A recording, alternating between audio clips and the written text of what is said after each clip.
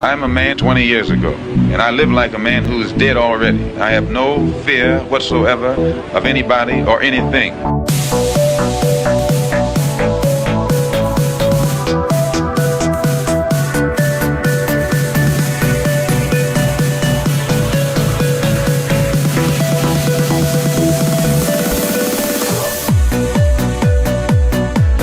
Gary Webb. I am an investigative journalist, and in 1996, I wrote a series of stories entitled Dark Alliance, which was about CIA involvement in drug trade.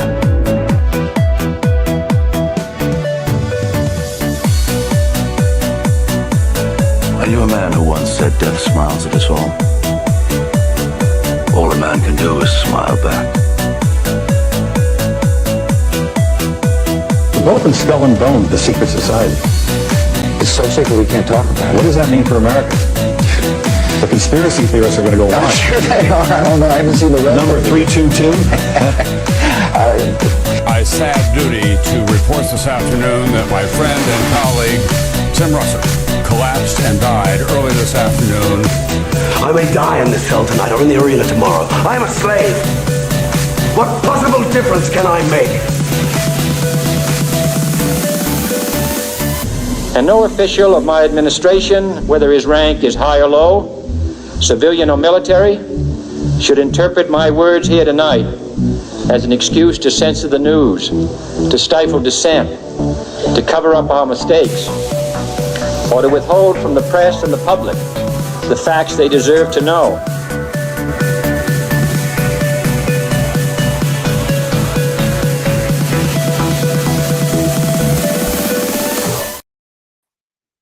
Oh, hey, what's up? What's I was up, just buddy? bopping in the background. What's up, guys? Welcome to Already Dead. Here we are. I don't know what happened, but I feel like I'm normally on the other side of the screen here, but whatever. You It's are. throwing me off a little bit. But, oh well, I'll be used to the right side of the screen for now. Welcome to Already Dead, guys, our call-in show. I will, in about 45 minutes to an hour in the middle of the show, we'll go into do like a kind of a call-in thing. This is where patrons, people who pay, or if we give out the link or whatever to like buddies or whatever, you'll be able to come on the show, or you can just call in with a call-in number. But till then, we're just gonna kind of shoot the shit, talk about the latest in the world of parapolitics and such.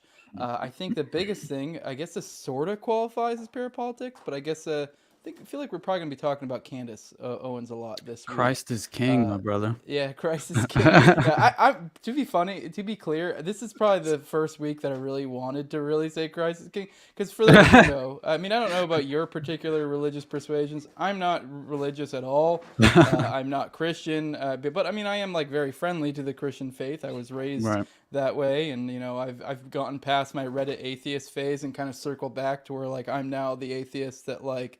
The agnostic atheist, for those who want to get all upset, but like an agnostic. For those who aren't clear, I've said this on the show many times.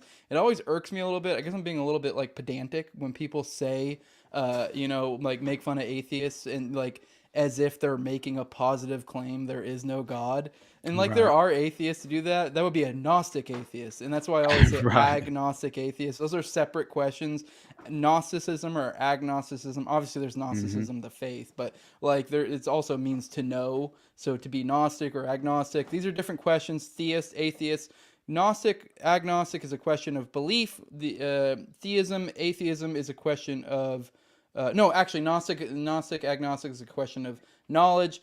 Theism, atheism is a question of belief. So, like, the idea, if you're an agnostic atheist, I'm making no positive claim. I don't know there is a God, but I don't believe in one. So that's where I am. But this week, I really wanted to scream to the rooftops, Christ is King, just because I know, like, with everything, which I guess we'll kind of get into that. It's been a wild ride. I don't know about you, but I've been kind of like, maybe I've just gotten good at this, but I just felt like I was like calling this shit as it was happening and stuff ahead of time.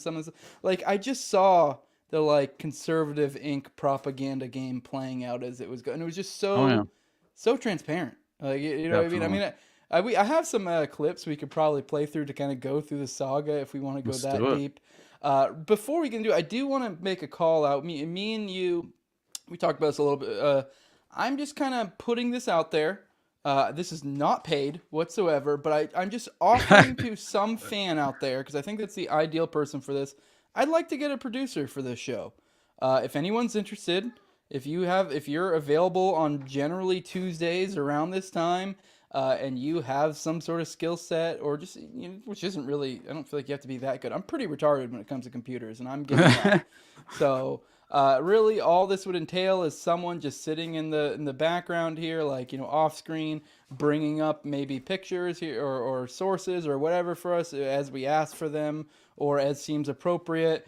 And also to manage the phone lines, because I don't know if you guys noticed this. You guys might see my mouth moving sometimes and no sound coming out during the phone section, and also there's the additional issue of that, like, with the phone thing, they can't talk to like you, Austin, or any guests we have. They can only talk to me.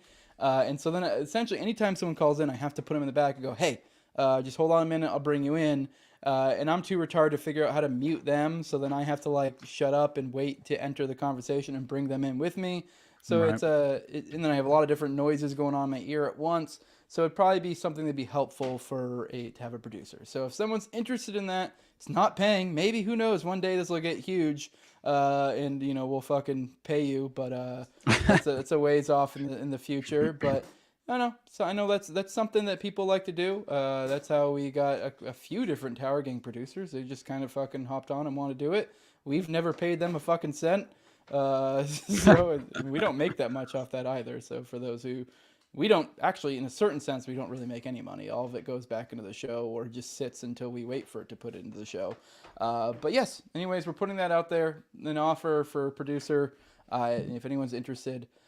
But I guess with that, let's also, I do want to remind you guys for the call-in section, that's when we kind of start going into the, if we don't have callers or someone who wants to come on the video chat side of things, we will probably going to go through the chat. So, I've been kind of working from the oldest and going to the newest. So just letting you guys know, I know you guys chat in here when we're not really bringing it up and we're kind of just shooting the shit, but that doesn't mean we won't bring it up later. So just letting you guys know, you guys' chats may or may not get brought up later. I don't have a super chat function because I got demonetized forever ago. So, there's no way to kind of filter it. So put something good. That's all I can say. I don't know. What's been going on with you this past week? I already forgot. You did something.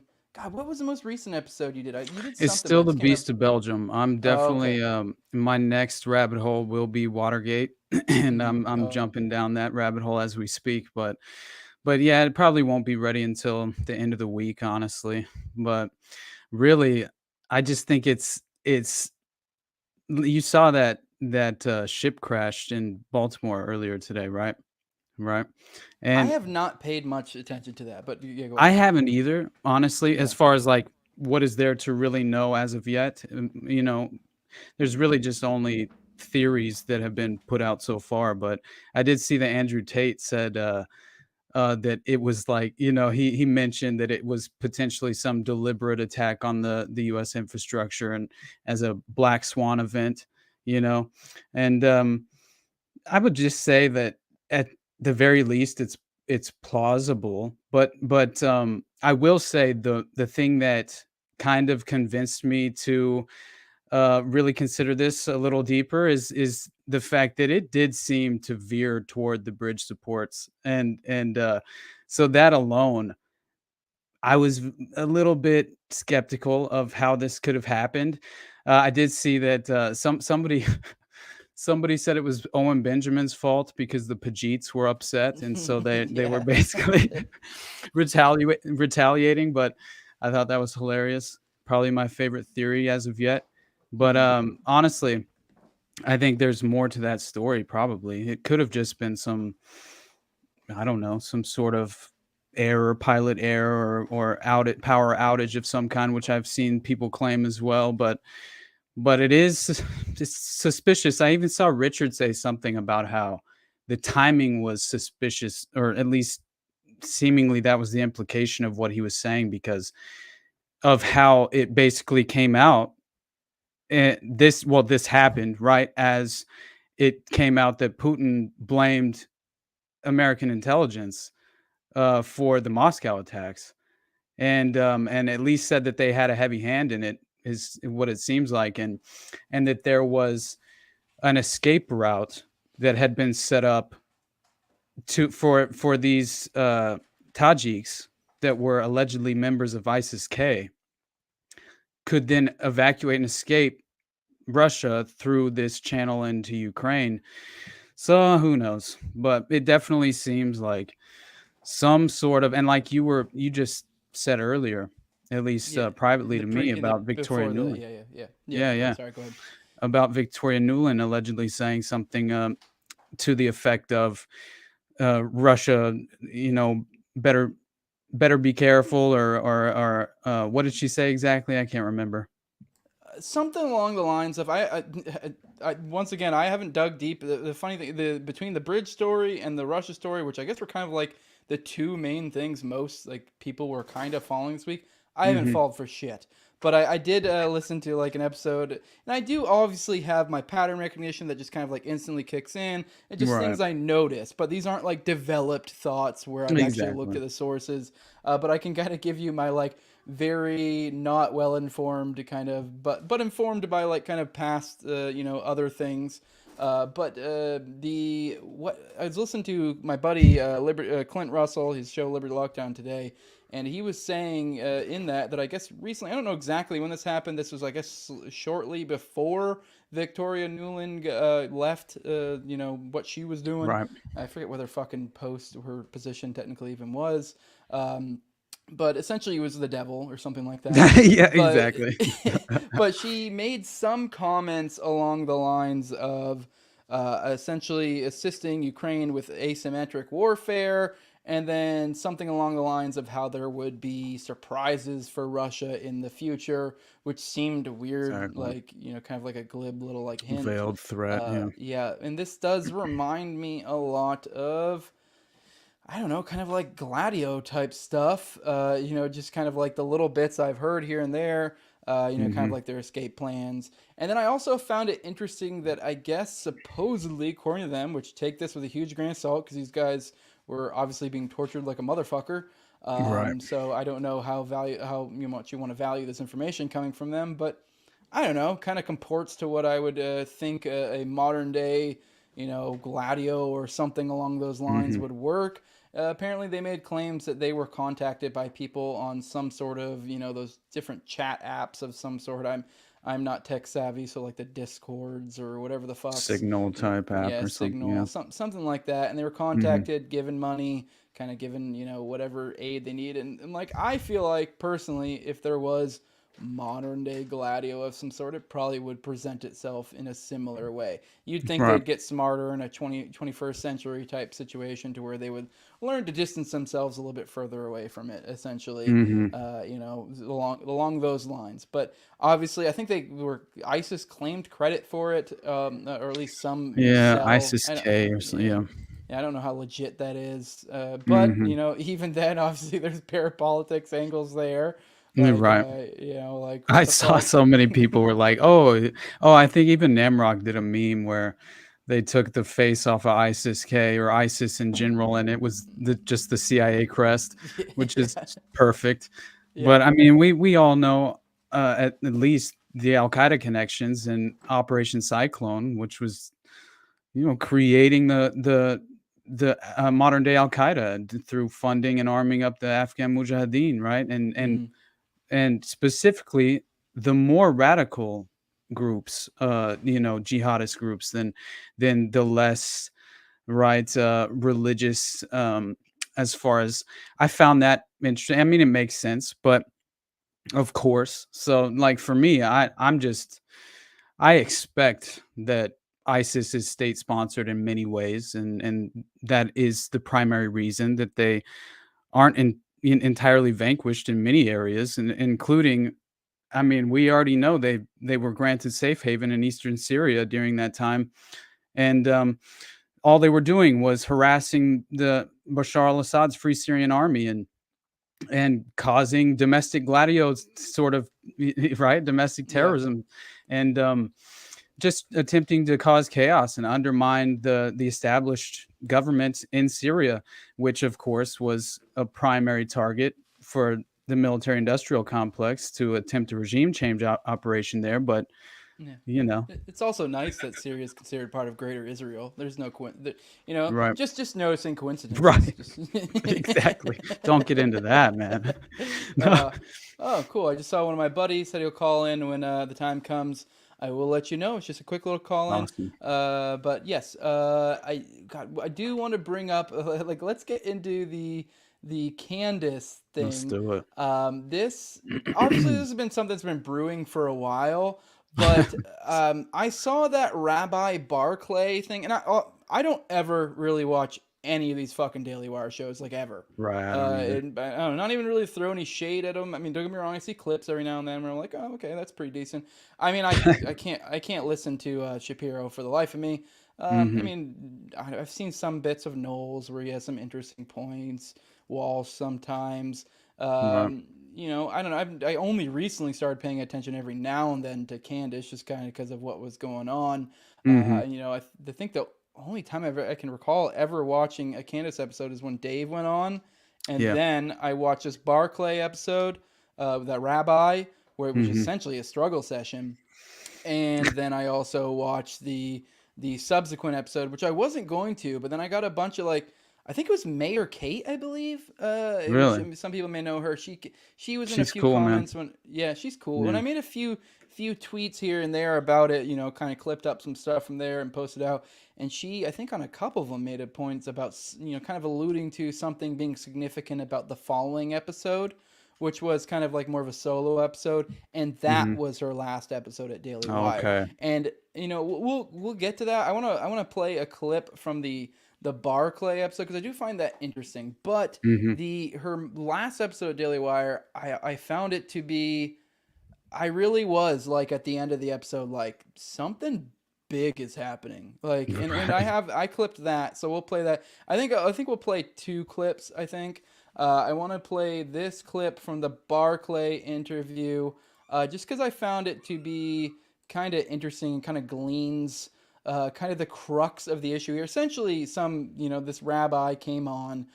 It was essentially a struggle session because he wrote some smear piece about how she's an anti-Semite or some dumb bullshit.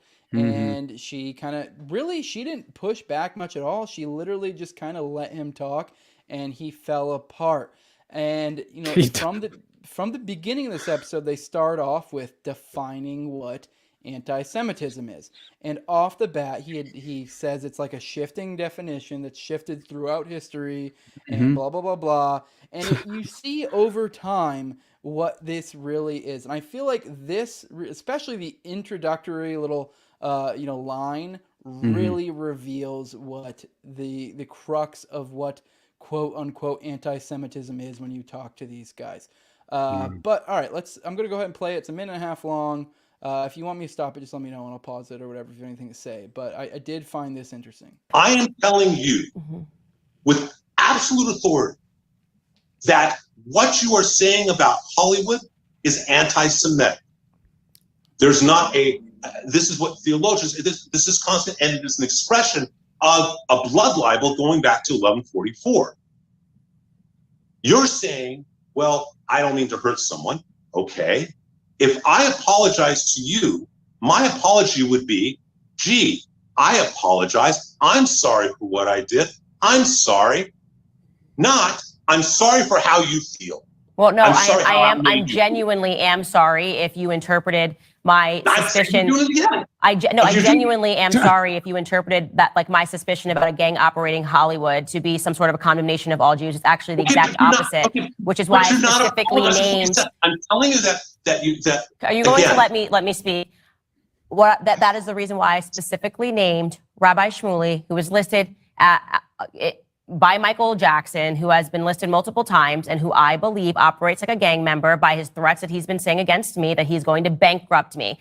I'm not going to pretend that I don't think that Rabbi Shmuley operates like a thug, and I'm going to withhold me stating that clearly because you're saying, well, that leans into an anti-Semitic trope. Him being Jewish doesn't mean anything to me. Him acting like a thug and making threats against my life and livelihood is something that...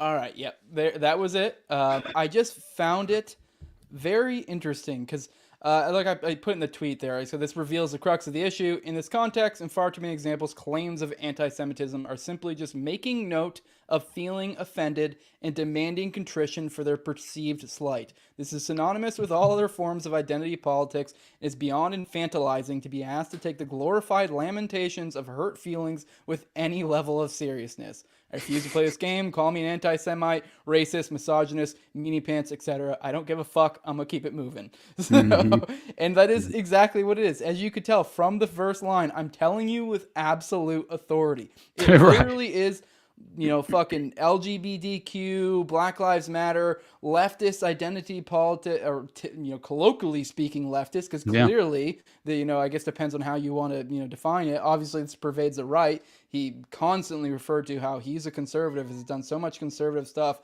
blah, blah, blah, blah. But this is his reasoning when it comes to argumentation for this. And the funny thing is, I bet you he'd be the same guy to point this out if it was like Black Lives Matter or some bullshit. But they essentially allow themselves to own the definition, how it's defined.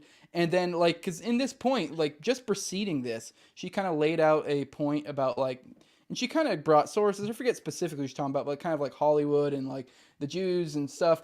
And she was making factual points, and he was actually kind of saying, in that clip, which maybe if you had further context, you might get it, that he was essentially saying it doesn't really matter whether it's true or not what you're saying. What is matter is that we feel offended, and so essentially you should say sorry. Exactly. So, I don't know if you have any thoughts on that. I thought that was extremely revealing. That first line, I'm telling you with absolute authority. Exactly. The idea that you are the one who determines that this is anti-Semitism or whatever. Right. Yeah. Yeah. And it really did seem like he was demanding an apology and a change of your opinion, not just an apology. You have to change your opinion to form to the Zionist perspective. That's clearly what's happening, right? So I thought Candace handled all of this, perfectly, honestly. I would have just made a complete ass of myself, most likely, just because there's absolutely no way I would ever even have that conversation in the first place. I don't know. I don't see it.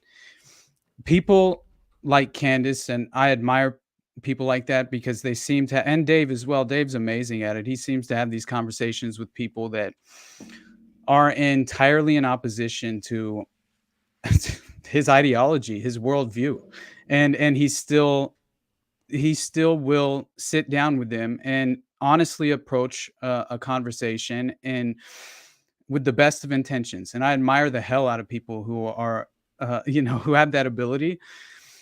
I don't know. I don't see it as, other than exposing them for what they are. Yeah. Right. Mm-hmm. What else is the point? Yeah. And but that is very valuable. So yeah, I could maybe see myself doing something like that, but it's generally not my style. I'm not one to sit there and argue with someone about whether I'm a racist, anti-Semite, whatever. Right. I'm far more apt to go, okay, and just move on. Yeah. I don't I just genuinely don't give a fuck. And I feel like to some extent, I guess there's usefulness. I do think what Candace did here was, very revealing and very important for people to see. But in a certain sense, I also do think it takes away the power when you're like, okay, definitely. What? I do. I don't know if you saw, which I guess this kind of to some extent makes this point. And obviously we're jumping forward a little bit. I think most people know what happened with Candace.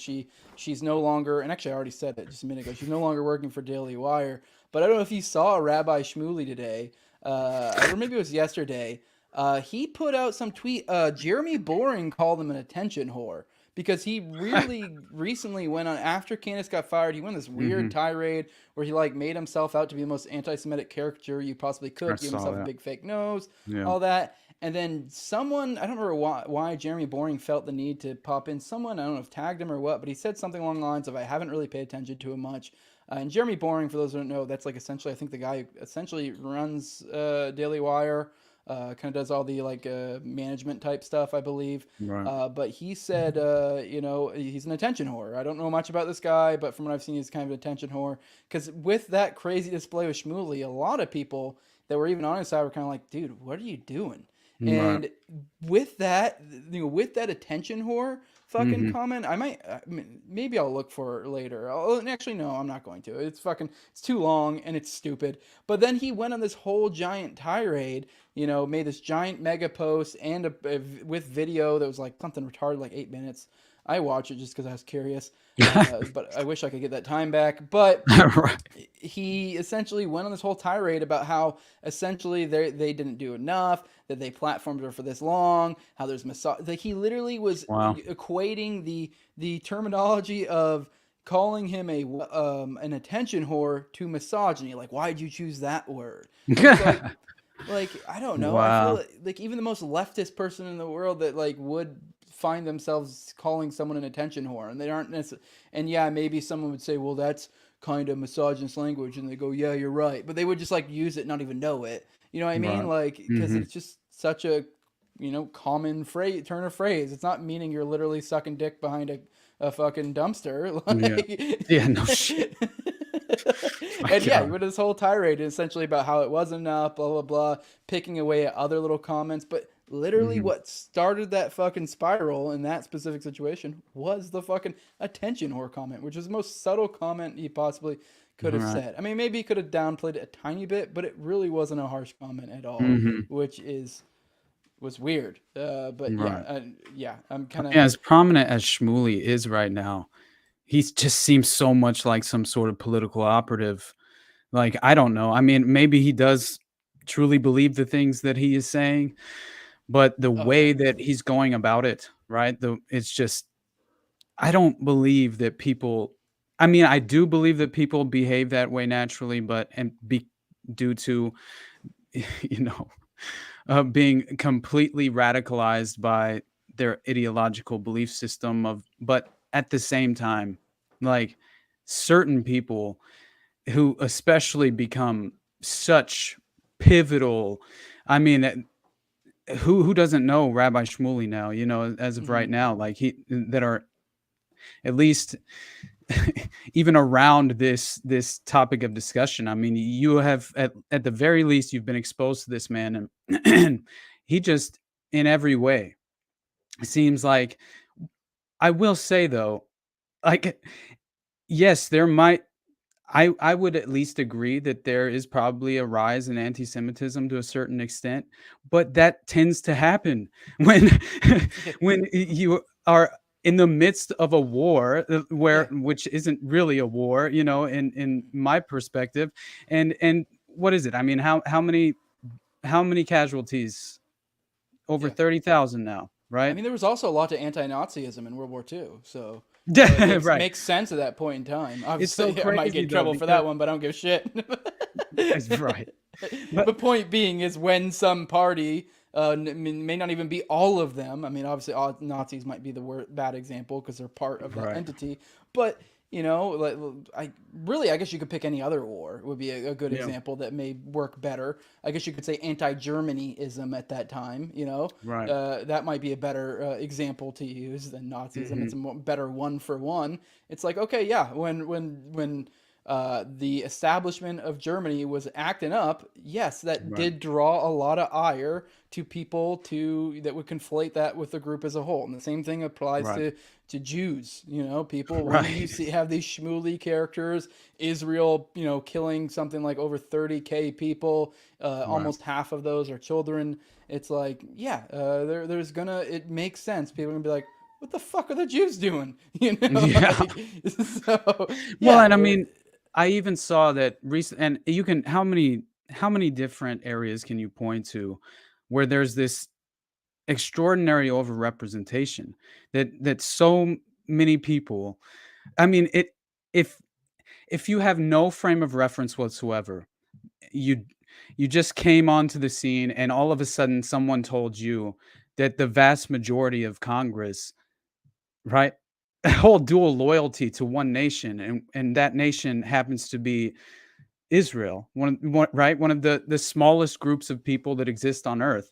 And yet they're overrepresented to this extent in all these different parliaments, and it's just, it's amazing because, and I just saw that all 17 of AIPAC's candidates won their elections. Of course they did.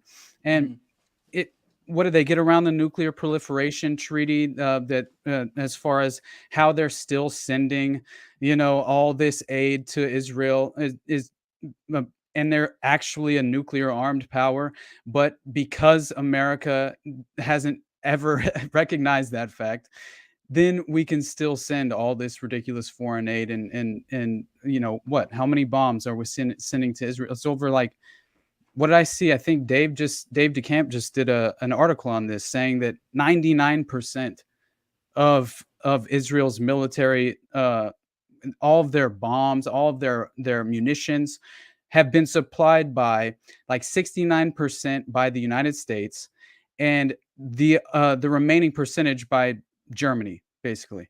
And so it's just like, man, and yet we can still, what did they just, the UN Security Council, they just ruled, right? And the United States, they didn't veto this ruling, right? It, what did they do instead? They abstained. And they abstained on Israel's behalf, yet that wasn't enough for Netanyahu. He's still going to threaten the United States. And, you know what I mean? I mean, to be fair, that is, I actually think I'm surprised by that development, honestly. Like, me too. So I kind of get in a certain sense why BB's upset. I mean, obviously I don't agree with him, but from his perspective, where he's coming from and how we've acted in the past, I get how he's like, what the fuck? Right. So like, what is going on here? Like, but I totally get that. Like, even if they did abstain on their side, the fact that they wouldn't veto it, because that is how it typically works. We have veto power, and anytime there's any motion against Israel, we usually toss it out, and that's how they get away with everything, essentially. And they have carte blanche to do all this sort of shit. And we really are a permanent war state. Like, how many people are aware that we're in the midst of bombing Somalia, right? I mean, like Yemen, Iraq, Syria. How many Americans are aware that we're currently bombing these foreign countries, as well as while we're simultaneously sending thousands of bombs to Tel Aviv, right? It's just like, but we can still claim, at least our government overlords can claim to the public, right, that they're not involved in this war. And you know what I mean? It's just like absolutely ridiculous. I mean, it wouldn't be happening if it weren't for the United States foreign aid to Israel. There's no way it would be happening. And then, I mean, Lindsey Graham claims it's a religious war, right? And points to the Al-Aqsa Mosque as the key factor in all of this. But I mean, dude, the Al-Aqsa Mosque is the third holiest site in Islam, and there's a lot more Muslims than Christians. I'm just putting it out there. And I don't understand. I guess when you read the interpretation of the covenant of Abraham, as far as the modern Christian Zionist interpretation of the scripture, I mean, people need to understand that the Bible in its current form has been manipulated in many ways. Now, I'm no biblical scholar or expert, but I'm just saying that you can point to so many different times throughout history where some pope decided that he didn't want any references to reincarnation in the scripture any longer and had it removed. I mean, this has actually occurred throughout history, and people act as if this is untainted. There's right, like no external effect has potentially co-opted this divine book. And I understand. I'm not attempting to offend anyone who believes in God. Well, most people, particularly Christians, they immediately assume, and I did for the longest time, that Judaism is just the Old Testament, and just like Like, but no, it's Why way don't you more tell them about the complicated than that. Talmud, Jose? Yeah, You know what I mean? Like, yeah. Yeah, and I don't even know. I'm not even making any sort of claim whatsoever to have some sort of deep knowledge of right. Judaism. I like to like joke around about the Talmud and like whatever, and like the goy, stupid goy, or whatever shit like that. But I don't normally like go big brain because I'm not coming from any sort of place of knowledge. I've looked into a little bit, but it's all just out of context quotes. I will say those out of context quotes are like, holy fuck. But like, I mean, you probably could say the same shit about a lot of stuff in the Bible. Oh, but I mean, I'm not religious. But then again, I'm sure you could say that about all sorts of things you've said or I've said. So, Yeah. I mean, I don't know. I mean, I haven't read the entire Talmud or all that shit. But at the same time, I'm just kind of making the point. I don't normally go there. Like, and it's not that.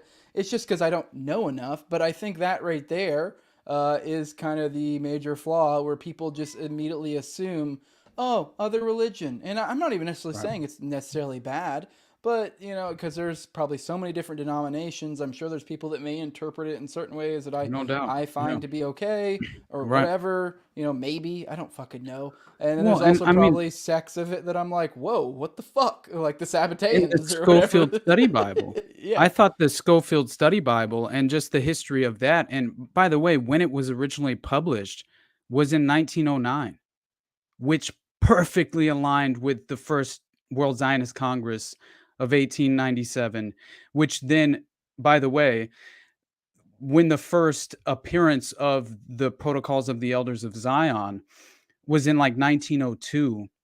And so all of this is happening within a few years of each other.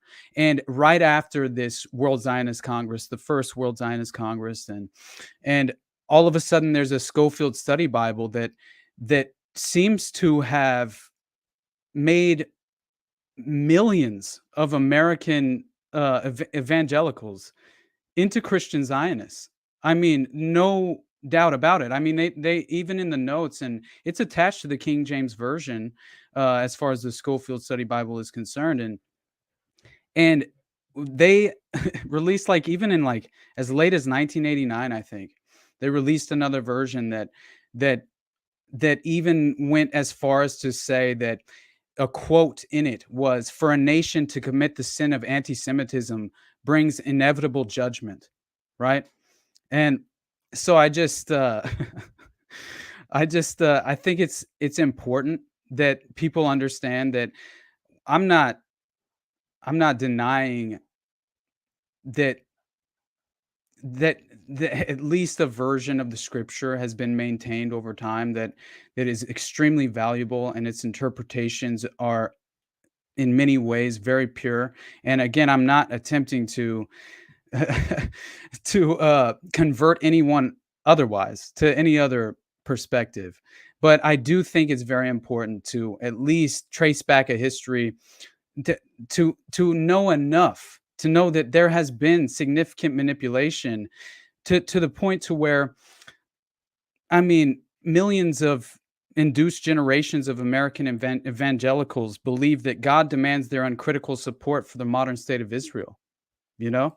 And I mean, that's, man, there Andrew Clavin, I think, just did some whole tirade about this, essentially doing some, and you know what? I vaguely recall this stuff where, you know, people would make the allude to, you know, Jews being the chosen people, which it does say that in the Bible, but you know, whatever, you know, but then the problem is there becomes multiple interpretations, you know, of people.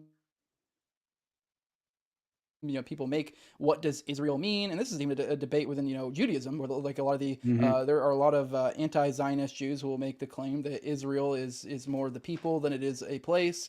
And that's, and a lot of Christians will make the same claim as well. And a lot of people will make, you know, say when it comes to chosen people, the chosen ones, that they make, there's different, you know, interpretations of what that means. Like some people will make some of the more Zionist ones, which it seems like Clavin was almost insinuating that, like, you know, if you're a Jew, essentially you're a chosen one or whatever. And I don't know if that implies that you're somehow like not, you don't have to be Christian or something. I don't fucking know. Once you get into the biblical stuff, there's always a bajillion different fucking interpretations when it comes to that stuff. So it's like, I don't know. I don't even like arguing that stuff, even if you are religious. It's like, because you're dealing with, so many people, different interpretations. Like, I remember, I may be wrong on this, but I recall, because I grew up religious. I went to Christian school all through, elementary school and high school. And I vaguely recall that there was one, I don't know if it was a pastor or who, but someone made the claim that essentially what would happen, on Judgment Day or whatever, or in the end times, is that, obviously all the Christians would go up. And then I think the idea was that, like, Jews would get some sort of, like, almost like an extra chance. Is essentially, like, was that was their way to, like, somehow thread the needle of what the chosen I know there's people a are, or some certain shit? number. There's a certain number of Jews that would be allowed into heaven as far as the rapture, when it ensues. But again, I'm not condemning the scripture when I'm speaking on this. I do believe that there is a vast misinterpretation when it comes to people believing that basically this genocide must take place as sort of in order to usher in, right, the end times. And so it has a lot to do with the Al-Aqsa Mosque and how it ties into Christianity as well. And so it's just a real issue, because it always boils down to the interpretation of the covenant of Abraham and Ishmael and all of that.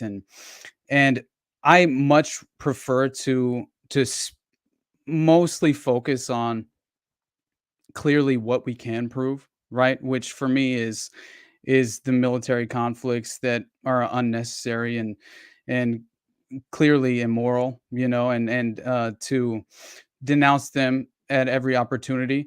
But I most certainly don't believe that the proper interpretation, right, is that we are now going to be at war with with Ishmael's nation of, right, when he's banished and out into the desert. And it's honestly, it's just sad and unfortunate, and I see its impact on my own family and how they are interpreting this modern conflict, right? And people don't seem to realize that, like, the Zionists were considering, like, the African nation of Uganda, at first, when they were considering places to form the modern state of Israel. And so that was always a big conflict that I had in the scripture, was that I was under the impression that the only way that the rapture could ensue, right, and that the end times could take place is when apparently Jesus came back to reform the state of Israel himself, right? And so I just didn't understand, like, how any Christians could get behind the reformation of the state of Israel outside of that context, right?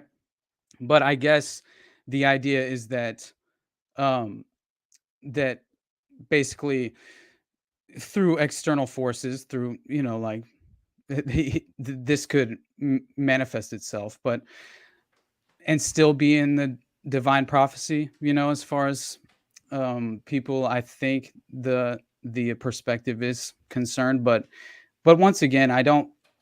It's even forbidden by Orthodox Jews, right, to apparently have these targeted, sustained invasions of this holy site, and so, I mean, even Orthodox Jews like require more. Like, it's just, honestly, that once again you get into the weeds with this, and you better have done a lot of reading and have it at your disposal. But honestly, man, I did see Max Blumenthal the other day give a talk at this forum where he was basically heckled, right?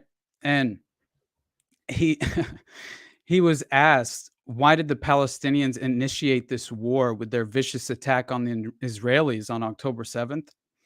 And I loved how he responded, because he just refused to accept that. And basically repeated that they didn't, and that this war has been going on for 75 years.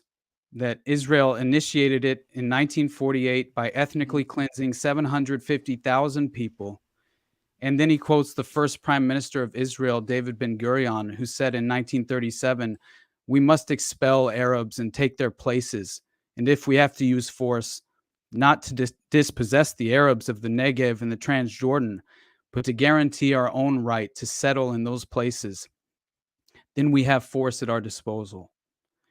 And so they proceeded to do this. And over 80% of the people in Gaza are refugees, right? Many of them are from a place called Al-Majdal Asqalon in what is now southern Israel, in a city called Ashkelon. And these people were dragged and driven from their homes and placed in barbed wire prison camps, and then dumped in trucks in 1950 into the Gaza Strip, where they would be permanently warehoused. Then Israel proceeded to move Arab Jewish refugees and Russians into Ashkelon to prevent them from ever coming back, while passing laws to prevent Palestinians from being able to return to their homes. 750,000 Palestinians were ethnically cleansed. For 18 years, the remaining Palestinians, 100,000, were internally displaced inside Israel, and the remaining were put under military occupation until 1966. And in 67, Israel violently initiated a war where it finally occupies Gaza, the West Bank, the Sinai Peninsula, the Golan Heights, and East Jerusalem, and then invades Lebanon in 1982, attacking Palestinian refugees there. And that was Menachem Begin, who was, right, a member of the Irgun and the Stern Gang, and became a prime minister actually later on as well. And they said that he lost his mind when he invaded Lebanon, basically. But his number one concern when he was choosing his replacement, when he stepped down, was that they would never give back 1 inch of the land to the Palestinians, right? I mean, honestly, we really have to consider that we're past the point for a two-state solution. I don't see it happening. I mean, I'm very concerned that this pier or makeshift port or whatever is actually some sort of way to deport Palestinians, and settle this once and for all, which to me seems to be the process of extermination. And we're going to look back at this, man. And the word genocide will always be in our minds. Like there's absolutely no way that anybody could look at this as anything other than that, right? There's no way. I mean, you can call it ethnic cleansing, but really, what is that? Just genocide? Genocide. Light? Yeah. I mean, like, I don't fucking know. I mean, I'm like torn on the usage of the word genocide, because it implies that, like, if you're part of a group, that it almost makes it worse. I mean, it's mass murder, either way. Like, but there was there's one thing that I wanted to bring up. I mean, maybe this is a little bit silly, but I just was thinking about this as you mentioned it, and there's a few other things.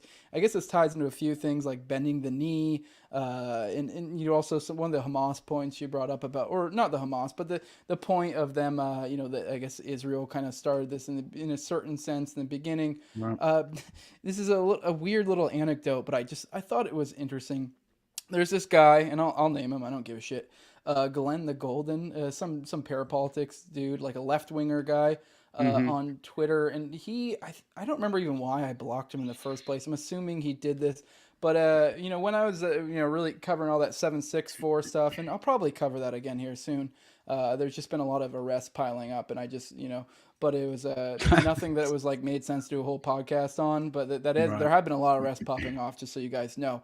But was this one guy who that guy Glenn the Golden, who immediately started running around during that time and calling, and essentially wasn't really necessarily going at me, but was going at BX, and then using me, and then I believe actually, Jolyon Klebold or Tim Tuttle was using also him, and essentially saying that we were Holocaust deniers, and then essentially accusing her by association.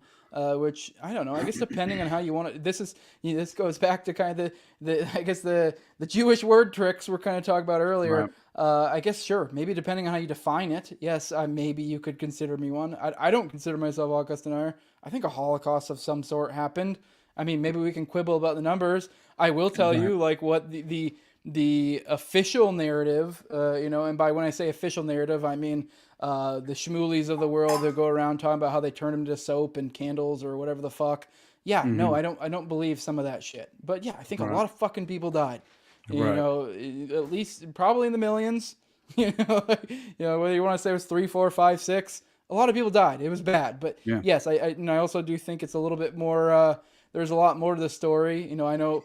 And when I say official narrative, it's not even necessarily official narrative. I just mean what people colloquially think of when they think of it, and people who haven't looked into it all. A lot of people immediately think World War II, and they're like, "Oh yeah, it's when the Holocaust happened, and we had to go to war because of the Holocaust." And it's like, well, that's not at all what happened. But that's what most people who just went to high school history and never really looked into it much. That's what they think of.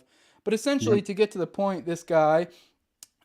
He was going around doing that, which was weird because it was at a time where, BX was talking to a lot of these like 764 victims, and, so it kind of was driving a wedge between her and those people, and just recently, the Stop Anti-Semitism, account doxed him.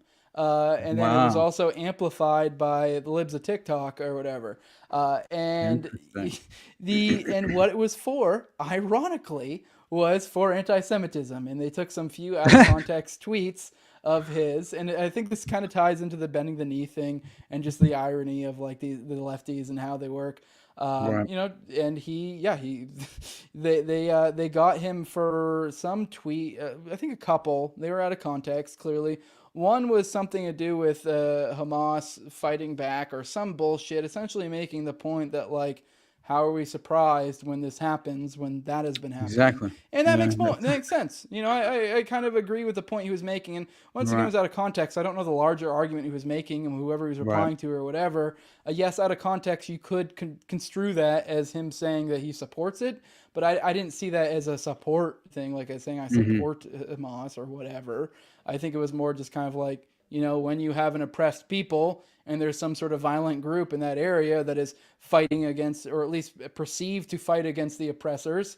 Yeah, like, no shit. Like, these people that you're bombing are going to then get with these people and be like, what can I do to help? Because fuck these people.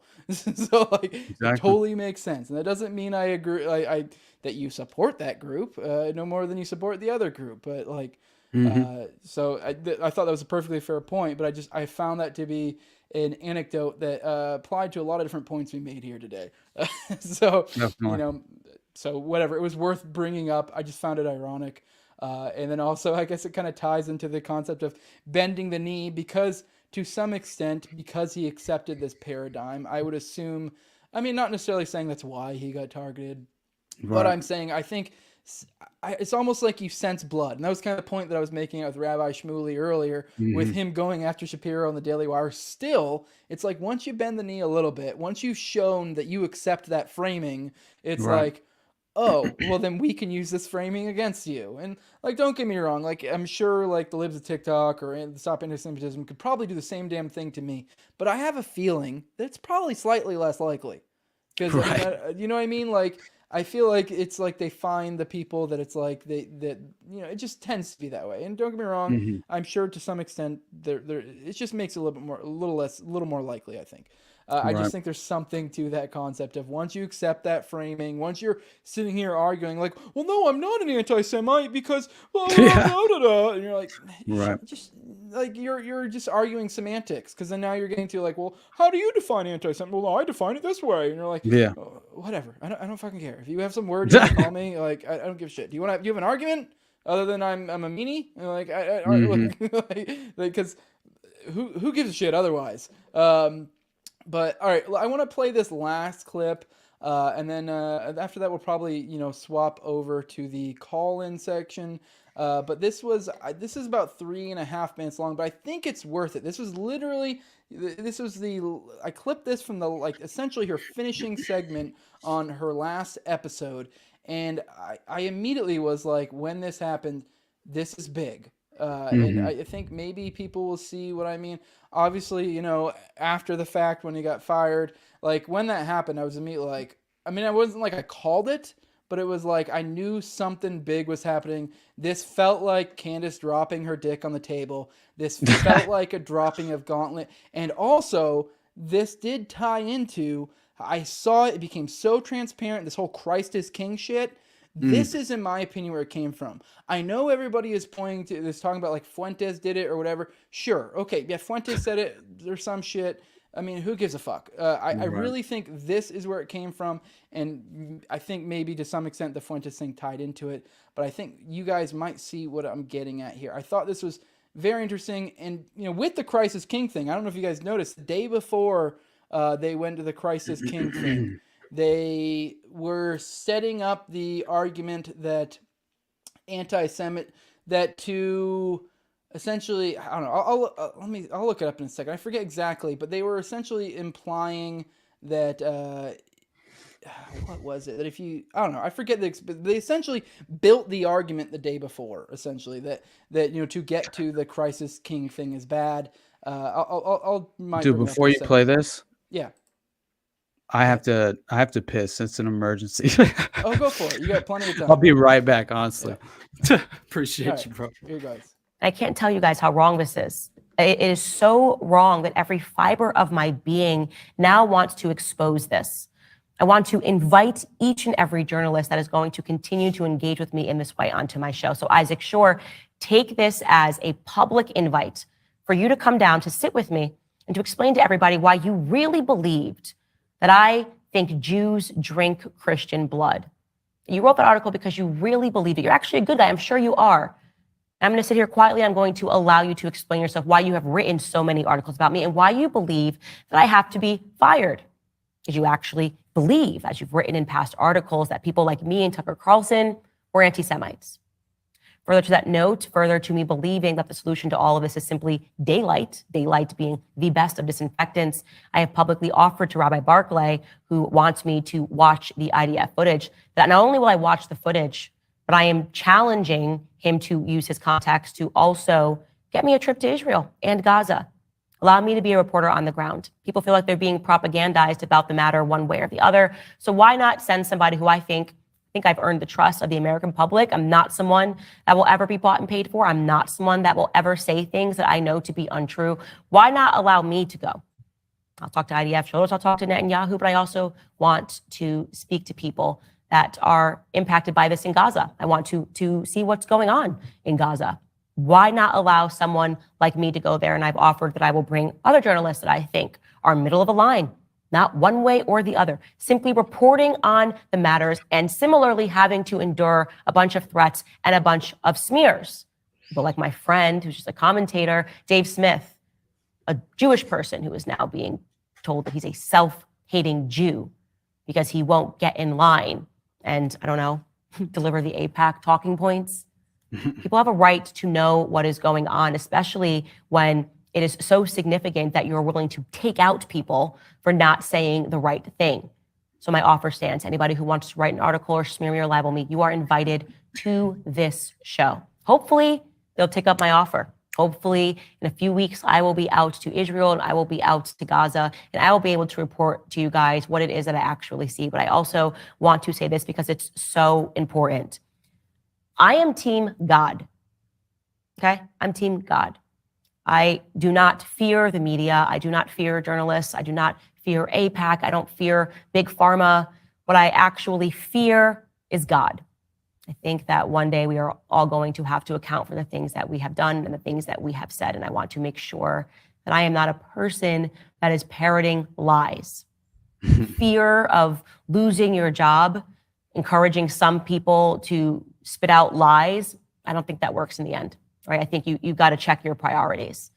And so With that said, I want to thank everybody who has been on this journey with me, people that have supported me. I especially want to thank all of the Jewish people that have been in the comments saying how outraged they are. And I know that it is especially difficult for you guys right now because you are being smeared, you know? I mean, All right, that's basically all of it. The point I was trying to make, I found the point I was making because I made a tweet about it.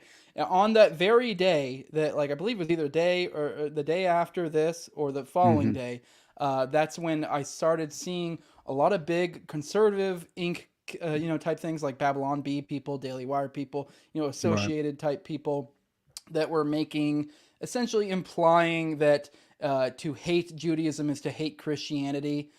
Which, I mean, to be clear, these are both ideologies. If you hate, I don't think it's necessarily wrong. I guess maybe hate might be the wrong way to put it. But if you hate an ideology, I don't think that's necessarily a bad thing, depending on the ideology or religion or whatever. But essentially the point being is hating Judaism doesn't necessarily mean you hate Christianity. And then I found it. Essentially, the point I was getting at is these people are making that hatred of Judaism equals hatred of Christianity. And then also, I found it interesting that these are a lot of the same people who will conflate criticism of Israel with hatred of Jews. So essentially, this is like this almost this logical trick they're trying to play, where essentially you get from criticism of Israel to hatred of Christianity. So that's how they kind of looped that around. And then the following day, that's when we got the Christ is King shit, which that really popped off, where they go, oh, Christ is King is just like fucking saying Black Lives Matter or some dumb bullshit. Exactly. Yes. And so it's like, to me, I was like, who's giving out marching orders? Because that's what it felt like to me. Because it was this, one after the other, and it was almost like they were building off of each other, like kind of logically from one to the other, trying to make this case. And then that way they get to the following day go, oh, Christ is King is bad, and then they don't have to uphold that logic with other logic because you already got from one to the other to the other to the other.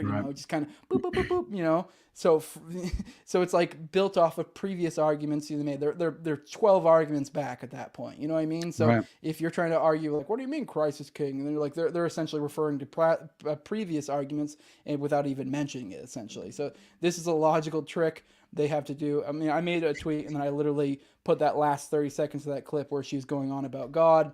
Because that's I genuinely think that's kind of the impetus there. They're running cover like, oh shit, like she kind of invoked God here. I mean, I don't know, Europeans, I don't know if you caught all of that. I think you probably caught the important parts. Yeah, but I could hear it still. Yeah, so I don't know if you have any final thoughts on that before we swap over to Colin. I think Jeffrey B in the chat might want to talk to you. Man, she touched the third rail, man. Yeah, so you'll have your opportunity. If we bring it up, I would suggest with Jeffrey, I'm not going to bring up any of your chats, but if you want to call in, you're welcome to. The only reason I'm not going to bring up your chats is because you're kind of like, I don't know. I saw them. Yeah, I mean, we saw them. I was just like, yeah. It's just it would be hard to do in a to argue whatever he wants to argue in a back and forth with a chat. So if he wants to call in, he's welcome to call in. We'll go into that. And just so he knows, I was not condemning the scripture and like that's not my perspective at all. I was just trying to make the claim that clearly there's been like, I'm just saying that popes have over the course of history, no doubt they've had an effect on the overall scripture that's been released to the public and as far as the modern day interpretation.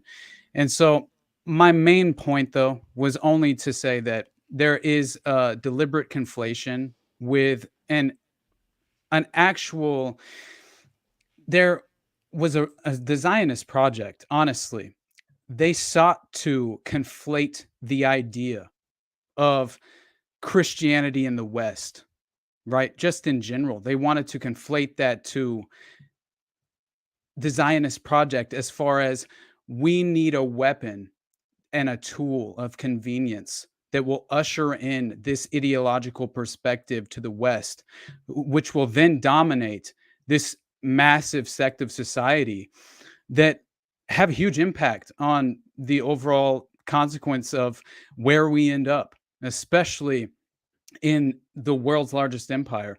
And so my only point is just that Zionism has explicitly and specifically targeted Christianity in the West to attempt to undermine it and conflate it to Zionist principles. And so therefore you have the Christian Zionist.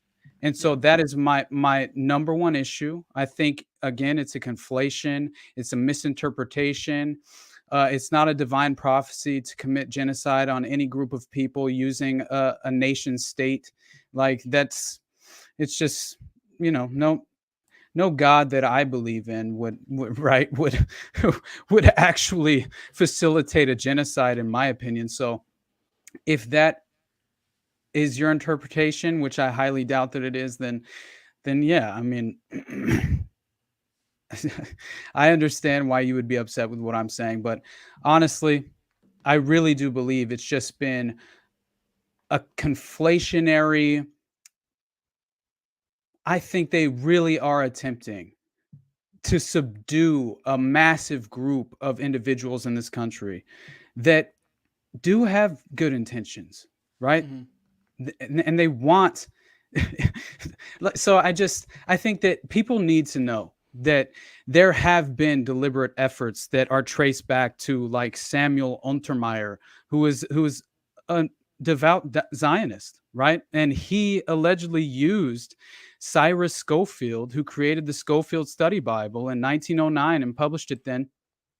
He basically used this guy and this, like I said, this conflationary movement as a part of the Zionist project.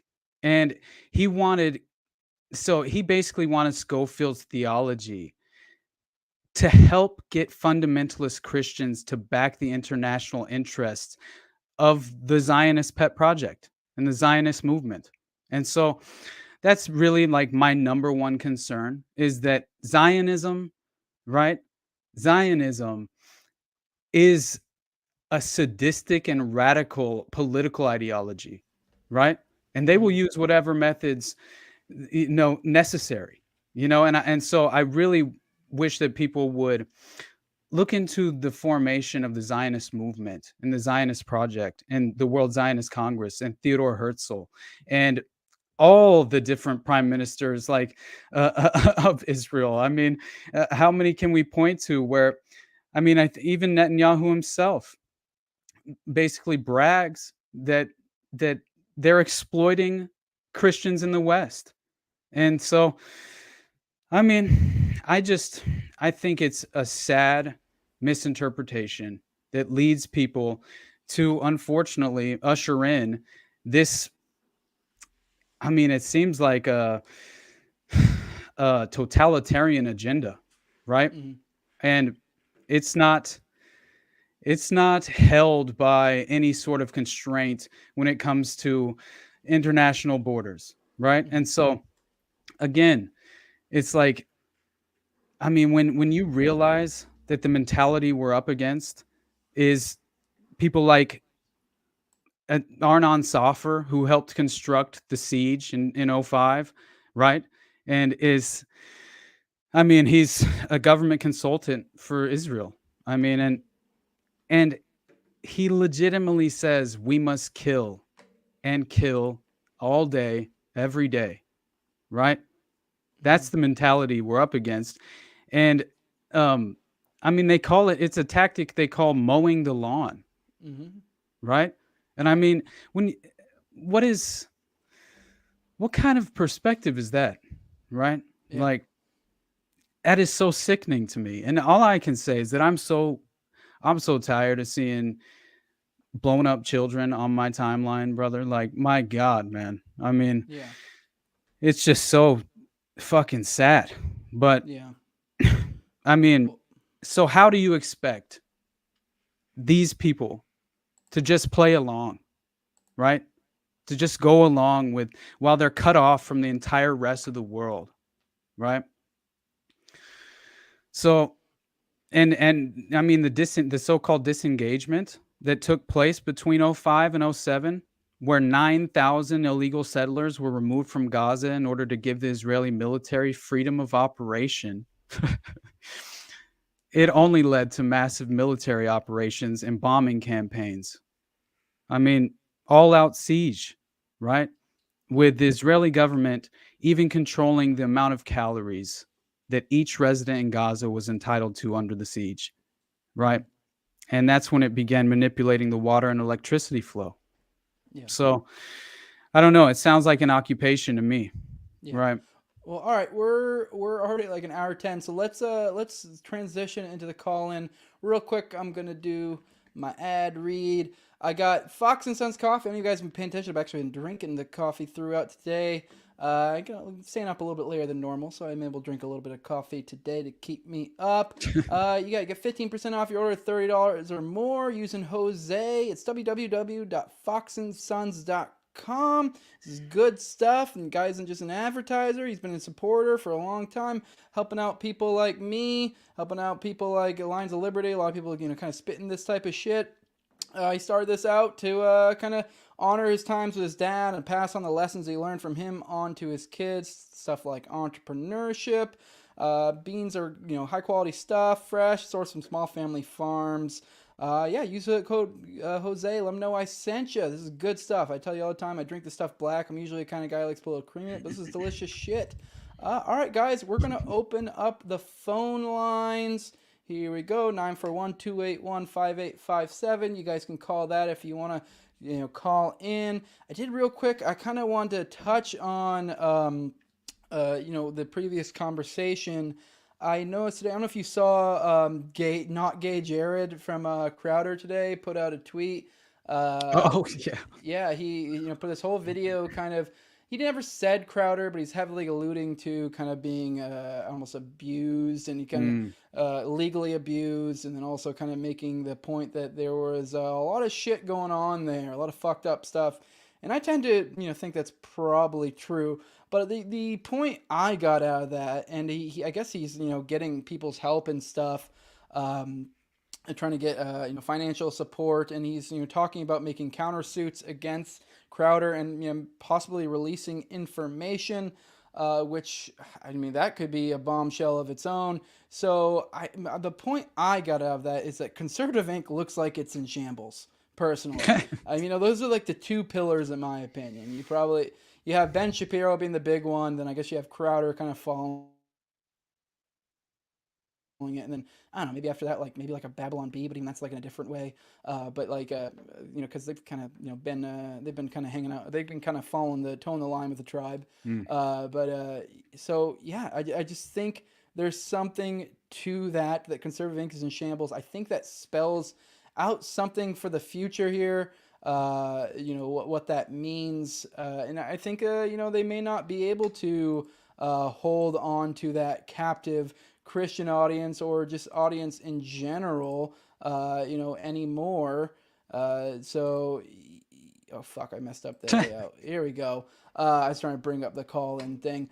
But yeah, I found that kind of telling. And I think between the Candace thing with Shapiro, I know someone put out some tweet today that were like talking about that he has Shapiro has something like 7 million subscribers, and his most recent podcast after being out for over an hour only had like 3.5 or fucking views, 3.5K views. So that's not much for an account of that side. So I think we're looking at a new dawn. We're gonna have other names that kind of take their place. I think this establishment game is not going to work out well in the long run, or hasn't. So I think these guys who are kind of playing establishment, like as Sam Tripoli likes to play it, safe, dangerous.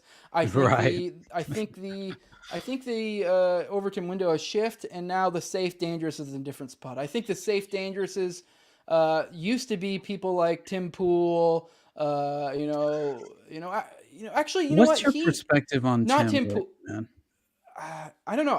People. I've been on the show a couple times. Right. I have almost no rapport with him. So because how it works, you show up there, you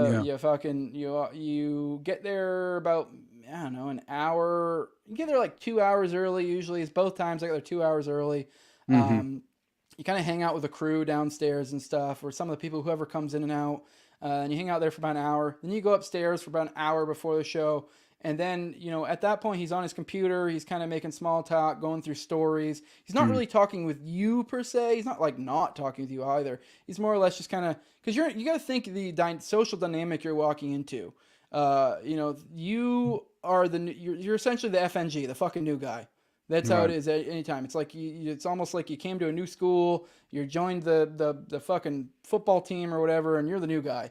Like, yeah, maybe you have a lot of skill, maybe you don't, but like they don't fucking know that. You're the new guy. So that's the vibe you get until maybe you've been there a while or whatever.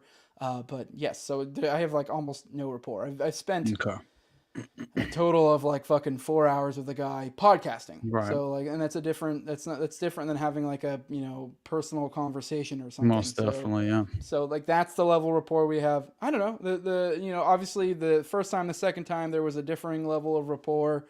I felt a little bit more friendly with him the second time, but I couldn't tell you a damn thing about him. Like, I aside from vibes, but I don't know. It's hard to get a read on the guy.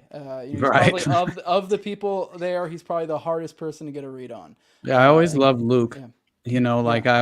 I've been following him for forever, but yeah, I don't know. Tim just he feels like some sort of gatekeeper, and I don't mean to put him in that context. Like I mean, I don't know if it's intentional or not, but I know what you mean. Like, because the point I was getting at is he used to be the. I guess maybe this is a bad example. I would say Shapiro and Crowder used to be the safe, dangerous. And then like Tim Pool used to be more on the more into the dangerous, but still sort of in safe, dangerous. Right. And then now I think we've gotten to where I don't know, like say for example, I brought my buddy Clint earlier. Now he's safe, dangerous. And like we even tease him for that, saying that you listen to his views, they're pretty extreme. Like especially if you compare it to 5-10 years ago, they're pretty extreme. Great, but I genuinely feel like that he has become safe, dangerous. Like he's the boring guy in the room when you're with like a bunch of people. You know what I mean? And we've teased him about that on like Tower Gang, that like, hey, of us, you're the safe, dangerous. You're the fucking you're like, oh, look at this fucking faggot. So like that's where we're at now. So like I think that's interesting because with the shift now, that makes that opens up a lot of space for other people like me and you, others, to kind of fill the void of what is kind of like becoming acceptable essentially, or can kind of move, if you will. So yeah, I think that's going to be, I think in the future that's what we're going to be working with. All right, we're going to start going through the chats. If you want to work from the bottom up, I'll work from top down and kind of, we'll bring up whatever we find to be interesting, worth bringing up to. But we have the calls. You guys can call in at any time. Keep in mind, I have to mute myself to talk to you, and I'll bring you up when I can. So, yeah, and I'm kind of a retard. So, and you can't talk to, you can't like, Austin can hear you, but you guys can't have like a back and forth. You can't hear him. So that is the deal here. Let me see. I liked what Nicholas said about the Balfour Declaration, said to exist within Palestine, not taking it over. Oh yeah. And by the way, Diddy on the run, huh? We got. Oh yeah, we didn't even bring up Diddy. Yeah, we didn't even bring it up. Yeah, Diddy's on the run, all OJ style. Yeah. That's so crazy, man. Yeah. But who knows? Yeah. Well, I did see that. Didn't TMZ locate him though at one point at an airport? So something like that. But even then, I heard that was like I don't fucking know. I mean, I haven't really been following the on the ground stuff. I haven't either. That just really pops in, but either way, I'm kind of like, whoa. I do think he's going to end up being the fall guy. But no doubt. Yeah. But it's exactly like. Yeah. I mean, not exactly, because this is clearly much different with the Hollywood connection, but it just reminds me of Mark Dutroux and Epstein, just so similar, because inevitably they're always just the scapegoat and labeled as the number one perpetrator, right? And given much too much credit for their actions. But I did like what Nicholas said about the Balfour Declaration, because people don't seem to understand the history of this conflict, like whatsoever. Right. And I mean, we all know that colonialization and nation building was clearly the status quo during this time in the late 1800s. And I mean, that's why you had like Uganda was even on the table, because it was already just a colony of the British at this time, right? And I mean, we all know how Guyana has been affected, and to this very day, I mean, most of these nations are just complete puppets of the empire to one extent or to one degree or another, and so it's just, but I do think that the primary goal from 1897 to 1948 of the Zionist movement was so obvious to establish the basis for a Jewish homeland in Palestine. That became the clear goal. And so then they set out to consolidate that. I mean, that was obviously what they were going to do. And so I just think that people should understand how this all took place. And the claim is that this is all sort of a reaction, right, to the anti-Jewish pogroms, right, and in the Russian Empire. But I mean, in 1884 and like to 1897, the world's first Zionist Congress was organized by Theodor Herzl, right? And he was the supreme organ of the Zionist organization and its legislative authority. Yeah, and an atheist. Yeah, exactly. It's ridiculous, man. Yeah. And so the Sixth World Zionist Congress in Basel, Switzerland in 1903, Theodor Herzl, this is when he presented the Uganda scheme, right? And proposed apparently this had been proposed to Theodor Herzl by Joseph Chamberlain, who was the colonial secretary in Balfour's cabinet. And this was when basically they proposed this creation of a Jewish homeland in a portion of the British colony in East Africa. And Arthur Balfour, Lord Balfour, was a British statesman, and he was even the prime minister of the UK from like 1902 to 1905. And Zionist leader Chaim Weizmann, later president of the World Zionist Organization and first president of Israel, moved from Switzerland to the UK in 1904 and met Arthur Balfour in a session arranged by Charles Dreyfus, his Jewish constituency representative. And according to the book, Balfour and Weizmann, The Zionists, the Zealot, and the Emergence of Israel, by January 1914, Weizmann first met Baron Edmund de Rothschild, a member of the French branch of the Rothschild family, and a leading proponent of the Zionist movement. And the Baron was not part of the World Zionist Organization, but he had funded the Jewish agricultural colonies of the First Aliyah and transferred them to the Jewish Colonization Association in 1899. So it was just being set up perfectly. Like if you trace this back, you can follow exactly how the modern state of Israel was formed through Zionism, through the Zionist project. Yeah. So the foundation of the modern state of Israel is through the ideological perspective of the Zionist project. So there's no way around it.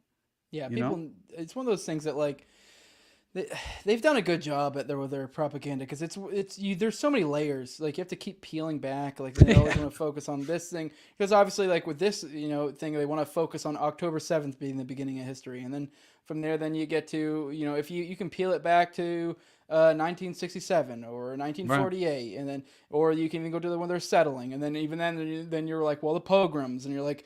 And each one of those things has their more nuance, and the further you get back in time, the more uncertainty there is, because that's the way history works. Like what really was going on. So the further you get back there, the further the less you know. So obviously, once you get back to like pogroms, that's when people are like, I don't know, we'll just take their word for it. Because like, who the fuck's gonna, once you've done a deep dive on the current situation, and then once you go, then you have to do a deep dive on what the fuck, how it started, and then you have to go. Then you're like, well, no, fuck, what now? I gotta dig into pogroms, and you just get to the point where you're like, it just keeps fucking going. And Right. like, I'm not even saying that like, there wasn't truth to pogroms or whatever. I'm just saying that it's like one of those, to get a grip on it, it's fucking hard. So It is. I understand with all of that. I want to respect my our Rumble chat real quick, because especially as much as we've been talking about the Jays this episode, I wouldn't be surprised if it gets nuked. So always keep in mind we are on Rumble. So our buddy Namrock says, "Can't wait till Tower Gang is safe, dangerous." Yes, that's when liberty will be achieved. Oh my god. So then we have a good little joke. Did he or did he not? Oh my god, stupid dude. But I do have on the ship thing. Nicholas said the ship left 40 minutes before, made a perfect 180 turn, and lost power perfectly timed to shear off the 60-degree wide column in 1.5 mile long bridge. Bridge collapses at free fall speed into its own foot. Yeah. You know what? You convinced me it was the CIA. All right. Right. Yeah, no, that sounds whack. I don't know what to make of that. I did think it was kind of wild that like people like Tate immediately were like, "Oh, it's fucking like what was it, like a few hours after they were Black like, Swan event." Yeah, like okay, Yeah, maybe. immediately. I'm not saying you're wrong, but like, okay, that's quite the claim. Yeah, definitely. So, yeah, Man, seeing those, at least it looked like you could see some of those cars actually plunging into the water. That's crazy. Oh, I forgot to mention Alex Jones, man. I just thought yeah. it was so crazy that Yep, on the point of the tide is turning. Yep. Exactly. Yeah. Like that really blew my mind, because that's always been his number one criticism is shill for Israel, right? So I did find it interesting that he would even use the term genocide when in reference to the viral drone attack, right, on those Palestinians, which, I mean, the drone comes back, finishes off the job when the guy's crawling away. Like it's heinous, man, but Yeah. at least there is some sort of shift that I'm seeing, whether it's, I don't know, orchestrated or not, I'm not sure, but who knows? But I've mentioned more than once the protocols of the Elders of Zion, only because when I found out about this, and again, it's always dismissed as like the ultimate anti-Semitic text. They call it a hoax of hate, right? And they claim that it's a forgery, that's like a literary forgery, and that it's been entirely debunked, right? But it's very interesting because of the timing. And also, if you read any of it, which I will disclose, I haven't read all of it, so I need to actually finish it at some point. But you read it and it all reads very similar. It's pretty extraordinary. I mean, obviously, it's. I mean, even Hitler talked about it in Mein Kampf, which I thought was what his quote about this was pretty revealing. But also, this became the sort of curriculum for the Hitler Youth, was tied to this type of the protocols of the Elders of Zion, which basically first appeared in 1902, and like I said, was then deemed a hoax of hate by 1921. But it was allegedly traced back by the London Times to Russian anti-Semites, right? And that's when they pronounced it a forgery, according to Philip Graves, who was a reporter for the Times in London, but was based in Constantinople.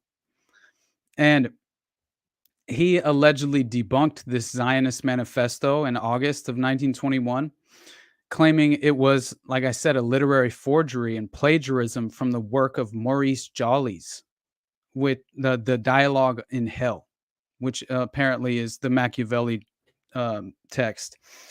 And it's an interesting text, actually. You read it, but it turns out that the source of this documentation provided to Philip Graves in the Times, confirming the forgery, It just so happened to come from Alan Dulles, who was in Constantinople developing relationships in post-Ottoman political structures for the Office of Strategic Services, the precursor to the CIA. CIA did that shit. I mean, I'm like, bro, and you read the protocols, and it reads like a Zionist manifesto to basically, well, I'll say the protocols purport to document the minutes of a late 19th century meeting attended by world Jewish leaders and the elders of Zion, who for example, the protocols include plans to subvert the morals of the non-Jewish world, subvert Western society morally, plans for Jewish bankers to control the world's economies through central banking networks, plans for Jewish control of the press, and ultimately plans for the destruction of modern civilization. But it like I said, it's pretty extraordinary, but it's longer than you would ever imagine. Yeah, And that's the when you get to basic Sabbatean doctrine, shit right there. I'm not playing, man. Yeah. All that I thought of was that the moment I was reading into this, and protocol number 1, the basic doctrine is right, lies, and might, right? And they proceed to cover economic war and disorganization, lead to international government honestly, man, it reads like there's some sort of effort by an elite cabal of Zionists that they refer to as the Elders of Zion. And there's even reference to the claim that Walter Rathenau, the German Jewish politician who was assassinated, right? The claim is that he was assassinated because he was allegedly an elder of Zion. And so it's really strange. And when you look into it, you find, like, for example, they have, like, who are the elders is written under the protocols, and it says it's a secret which has not been revealed. They are the hidden hand. They are not the Board of Deputies, the Jewish Parliament in England, or the Universal Israelite Alliance, which sit in Paris, but the late Walter Rathenau of the Allgemeiner, I can't pronounce it all, it's all in German, has thrown a little light on the subject, and doubtless he was in possession of their names, being in all likelihood one of the chief leaders himself. And in December 24th, 1912, Walter Rathenau said, 300 men, each of whom knows all the others, govern the fate of the European continent, and they elect their successors from their entourage. And that immediately reminded me of the Committee of 300 and Dr. John Coleman, and in the episode that I did on that. But the principles and morality of these Latter-day Protocols, it says in the actual document, is basically as old as the tribe of Israel. And here is one from the 15th century, which Jews can hardly pronounce a forgery, seeing that it is taken from a Rothschild journal, right? And wait, what century? 15th century. Oh, so that'd be like 1600s. Yeah. 1666. That's I'm just saying, man. That's what, the Frankists, the Frankist Sabbateans? Exactly. The original Sabbateans and the Frankist Sabbateans, and that's where you get into the connections between the Illuminati, the actual Illuminati, and the Sabbateans, which I forget the two main characters. It was one of the Rothschilds, and then I forget how people uphold the argument, so I am talking on my ass a little bit here, the connections. Right. But a lot of people have, have reason to believe, that perhaps one of the Rothschilds, and I believe another, major figure who supposedly was one of the founders of the Illuminati, were Sabbateans. So if you understand what the Sabbateans ideology entails, it's a Judaic messianic movement. So what distinguishes itself from what people typically think of Judaism is that these are ones that believe they're in the Messianic times, whether they think that means the Messiah is either already present or coming or has already come or whatever. A lot of, at least there's only 3 messianic movements that I know of, and I'm not a Judaic scholar at all, but so maybe there are others. But you have the original Sabbateans, and then the Sabbatean Frankists, and then you have the God, who the fuck are they? The ones, the tunnel Jews. I can't think what the fuck they are. Whatever the modern day ones. They're also to some extent a messianic movement. And the thing is, with the original Sabbateans and the Sabbatean Frankists, they're not Ashkenazi, right? No, fuck. No, well, that's the race. Lubavitch, Chabad. Chabad. Okay. Chabad, Lubavitch, or whatever the fuck. Yeah. Those are the ones. Those were the ones that had the tunnels. So, but I don't. I mean, obviously, I don't know. Obviously, if this was the case with the Chabad, they probably wouldn't say it and keep this, probably completely quiet. So I'm not saying if this is the case one way or the other. The tunnels makes me raise an eyebrow like, what's going on? Is this the case? But either way, the previous 2 messianic movements, their understanding was once the messianic times came, it flipped the law. And by law, biblical law, which, is typically going to be like morality, stuff like that. So they were doing fucked up shit. Like, and you can literally look up Jewish sources, like, and I mean like literally like, I don't know, like ADL or fucking, those type of places. I believe I read some article from like a Jewish museum, very Jewish. And they were, saying how they were, essentially they believed the law had been flipped because they were in Messianic times. And they were saying they were doing stuff like incest and stuff. A lot of people make, insinuations that maybe the Sabbateans are where some of the pogroms may have came from. Some of the premises of the pogroms came from, which, okay, maybe that's the case. I don't know. I mean, this kind of gets to our point earlier where it's like, not all Jews, kind of deal. So it's like, there could be sects within it that have, kind of subverted or whatever. Exactly. So that would be the idea. And obviously that's an alarming concept, is that they would flip the law. So what does that mean? It means like everything essentially becomes permitted. So, which is kind of fucking wild. Also a fun fact, the Star of David is actually the Star of Rem fan. So that is not actually a biblical thing, the Star of David. So, wow. And, which kind of is a little bit telling. So, and if you see the people who created it, what Herzl was a fucking atheist. You have obviously the Rothschilds, so it's like, I don't know what the fuck's going on here. This doesn't really seem like people make this religious thing. I guess this kind of ties into too one of the chats here. I think a lot of times people play this game where they kind of hide the ball between race, religion. Right. Which is it? Well, this kind of ties into the idea of the race aspect, which I don't believe that modern Jews have much to do with ancient Israelites. You're right. The majority of the people in that area, ironically, we were talking about like the tribe of Ishmael, which is kind of like the Arabs. They've essentially, most of the people that were there essentially stayed there, and a lot of them converted or maintained their faith or whatever.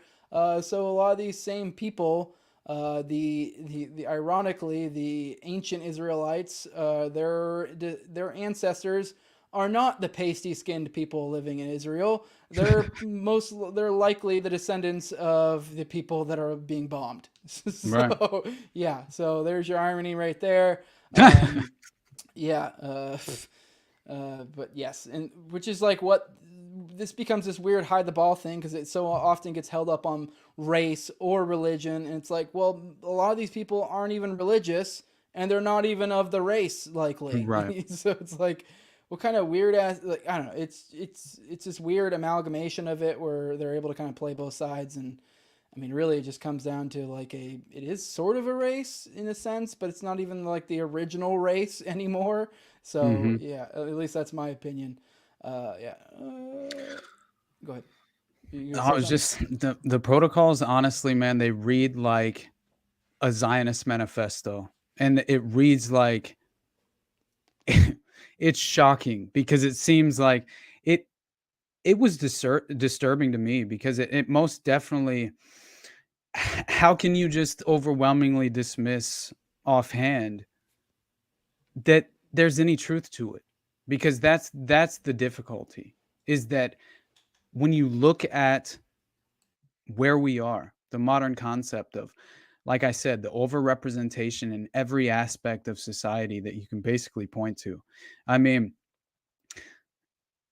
it's concerning. And so when you read the protocols, it seems like the implication is there's an elite cabal of elders of Zion, Zionists that they refer to as the elders, and that they were willing to sacrifice as many Jews as it took in order to usher in these protocols.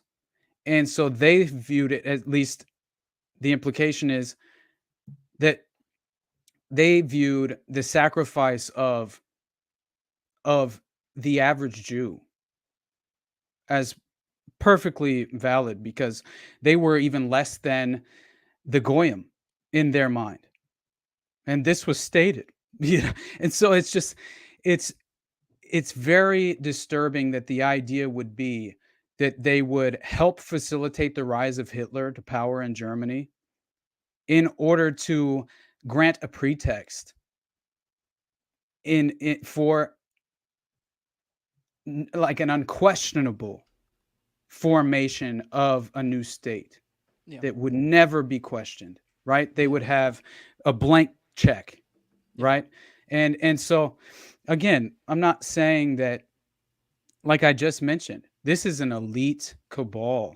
They do not concern themselves with the average Jew, right?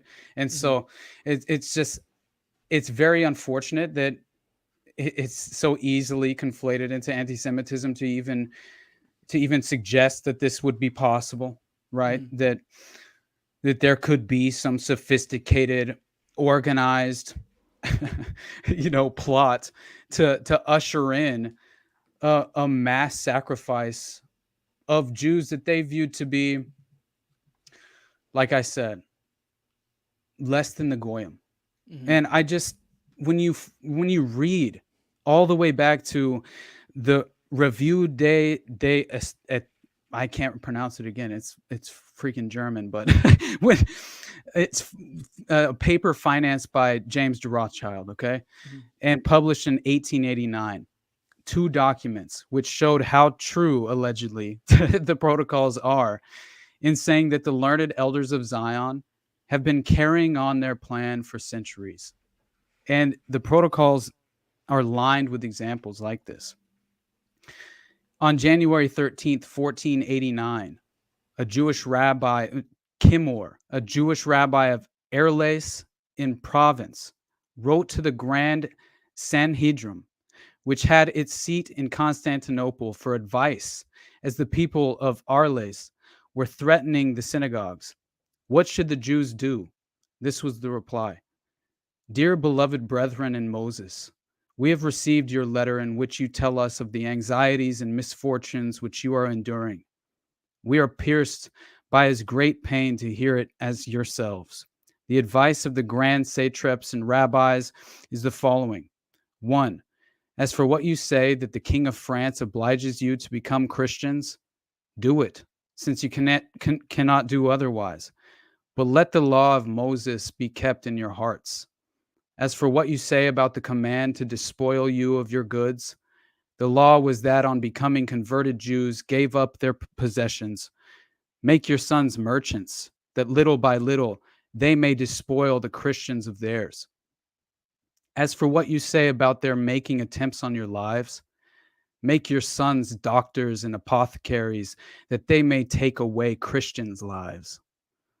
As for what you say of their destroying your synagogues, make your sons canons and clerics, in order that they may destroy their churches.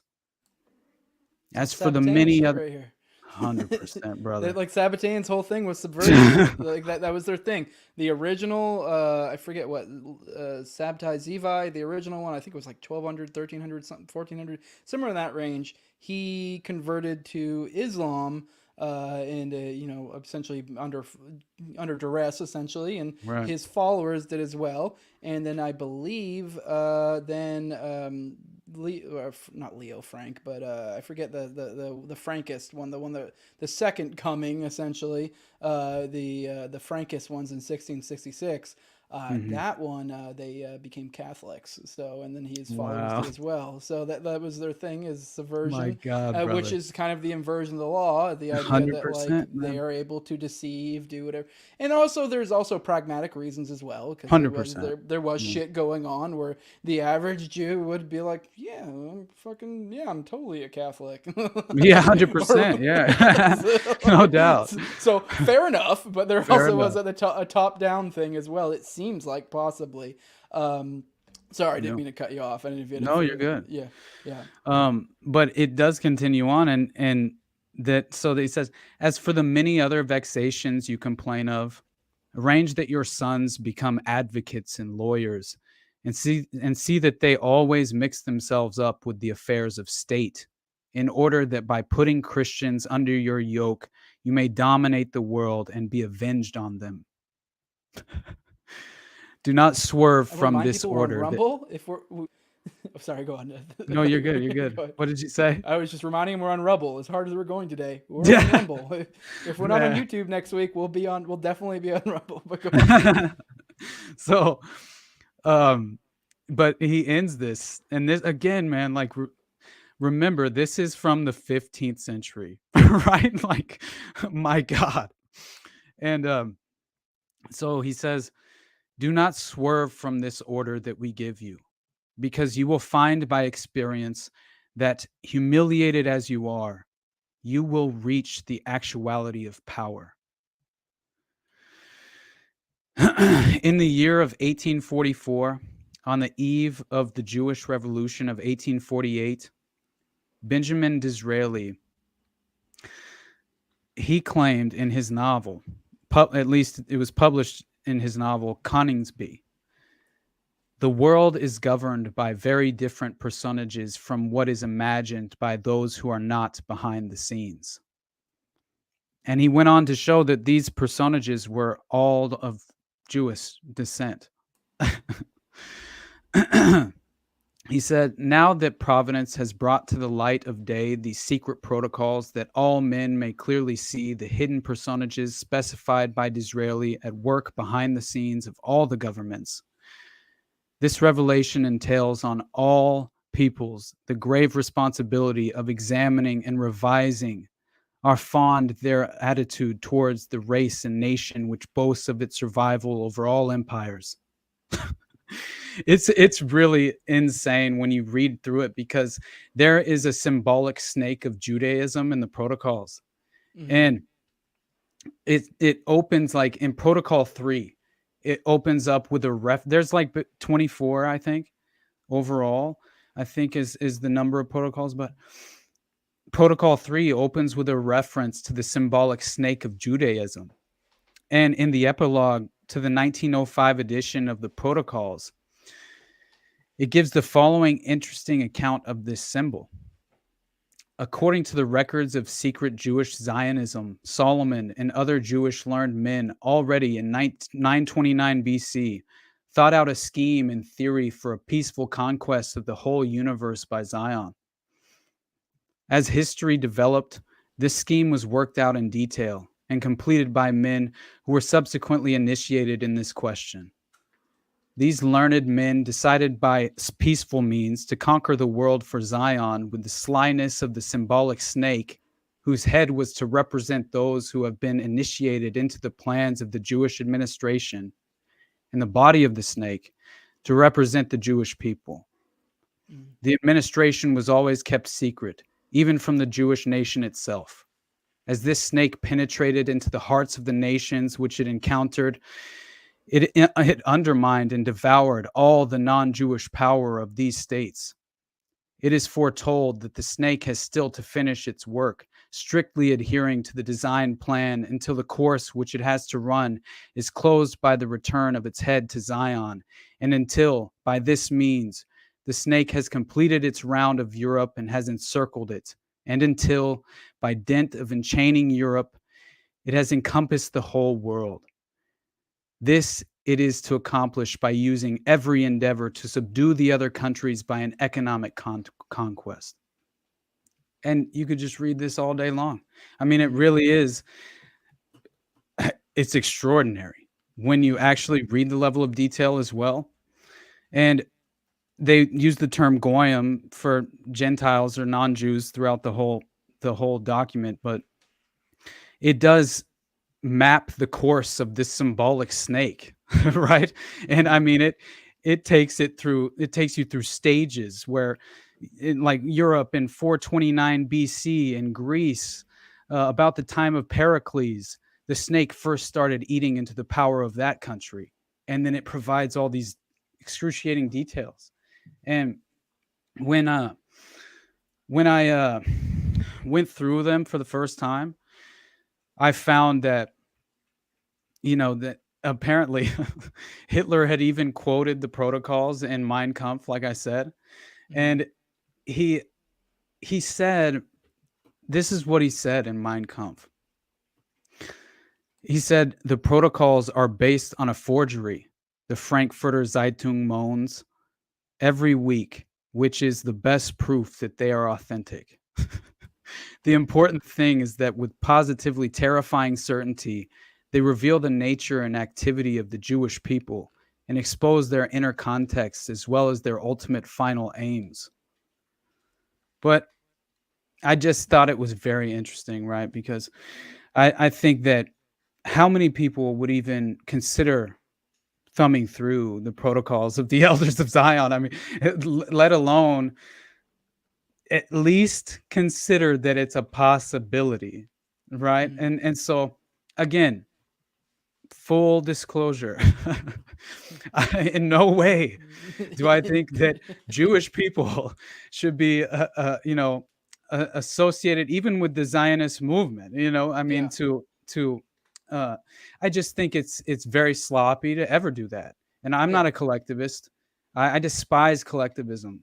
I honestly believe it's a means of imprisonment, and it's going to be utilized to further subdue us by dividing us into these subgroups. I find it collectivism when, like, it's almost collectivist, like, knee-jerk reaction when we have these conversations and people go, oh, you mean the Jews? And then when you're like, no, I don't literally mean every Jew. And they still operate under the assumption that you're meaning literally every Jew. It's like, we can't have this conversation about, what we mean. Like what, like, if you apply any sort of good faith, you know what you mean. All right, let's get through some more of these chats. Guys, we got over like 550 people watching this live. So if you guys want to call in, we're probably gonna do like maybe 10 to 20 more minutes of this. I don't have to work tomorrow, so I don't have as much of an impetus to get out of here. But I got Laney here. So the North Star is Israel. They don't need to meet up to tweet in unison. It's already programmed in. And then follow up like that. Lord of the Rings fire signal. Who's it? What's it? The fucking flames of Gondor have been lit. Or he was referring to the conversation we were talking about with Candace and the idea that I was making out that maybe marching orders. And like, don't get me wrong, I'm not saying there's some vast conspiracy. I do think they're probably like, this was too, I don't know, this logical trick that I was watching play out in real time seemed too coordinated, too prominent to be just happen that way. I'm not saying some wide conspiracy, but you just need a small handful of people with large enough accounts to lay out these ideas, and then enough people will parrot it and just kind of like, amplify it, and then it kind of catches fire. You don't need a ton of people to do that.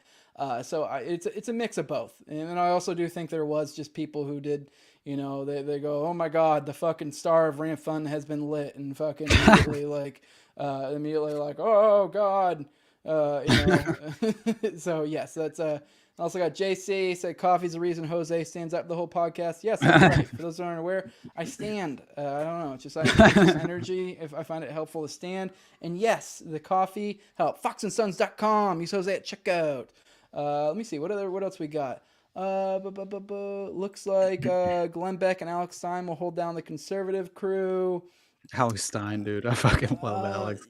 Yeah, I wouldn't consider Alex conservative. No, I me guess neither. sort of is. I guess he Yeah. is. I don't Well, know. yeah.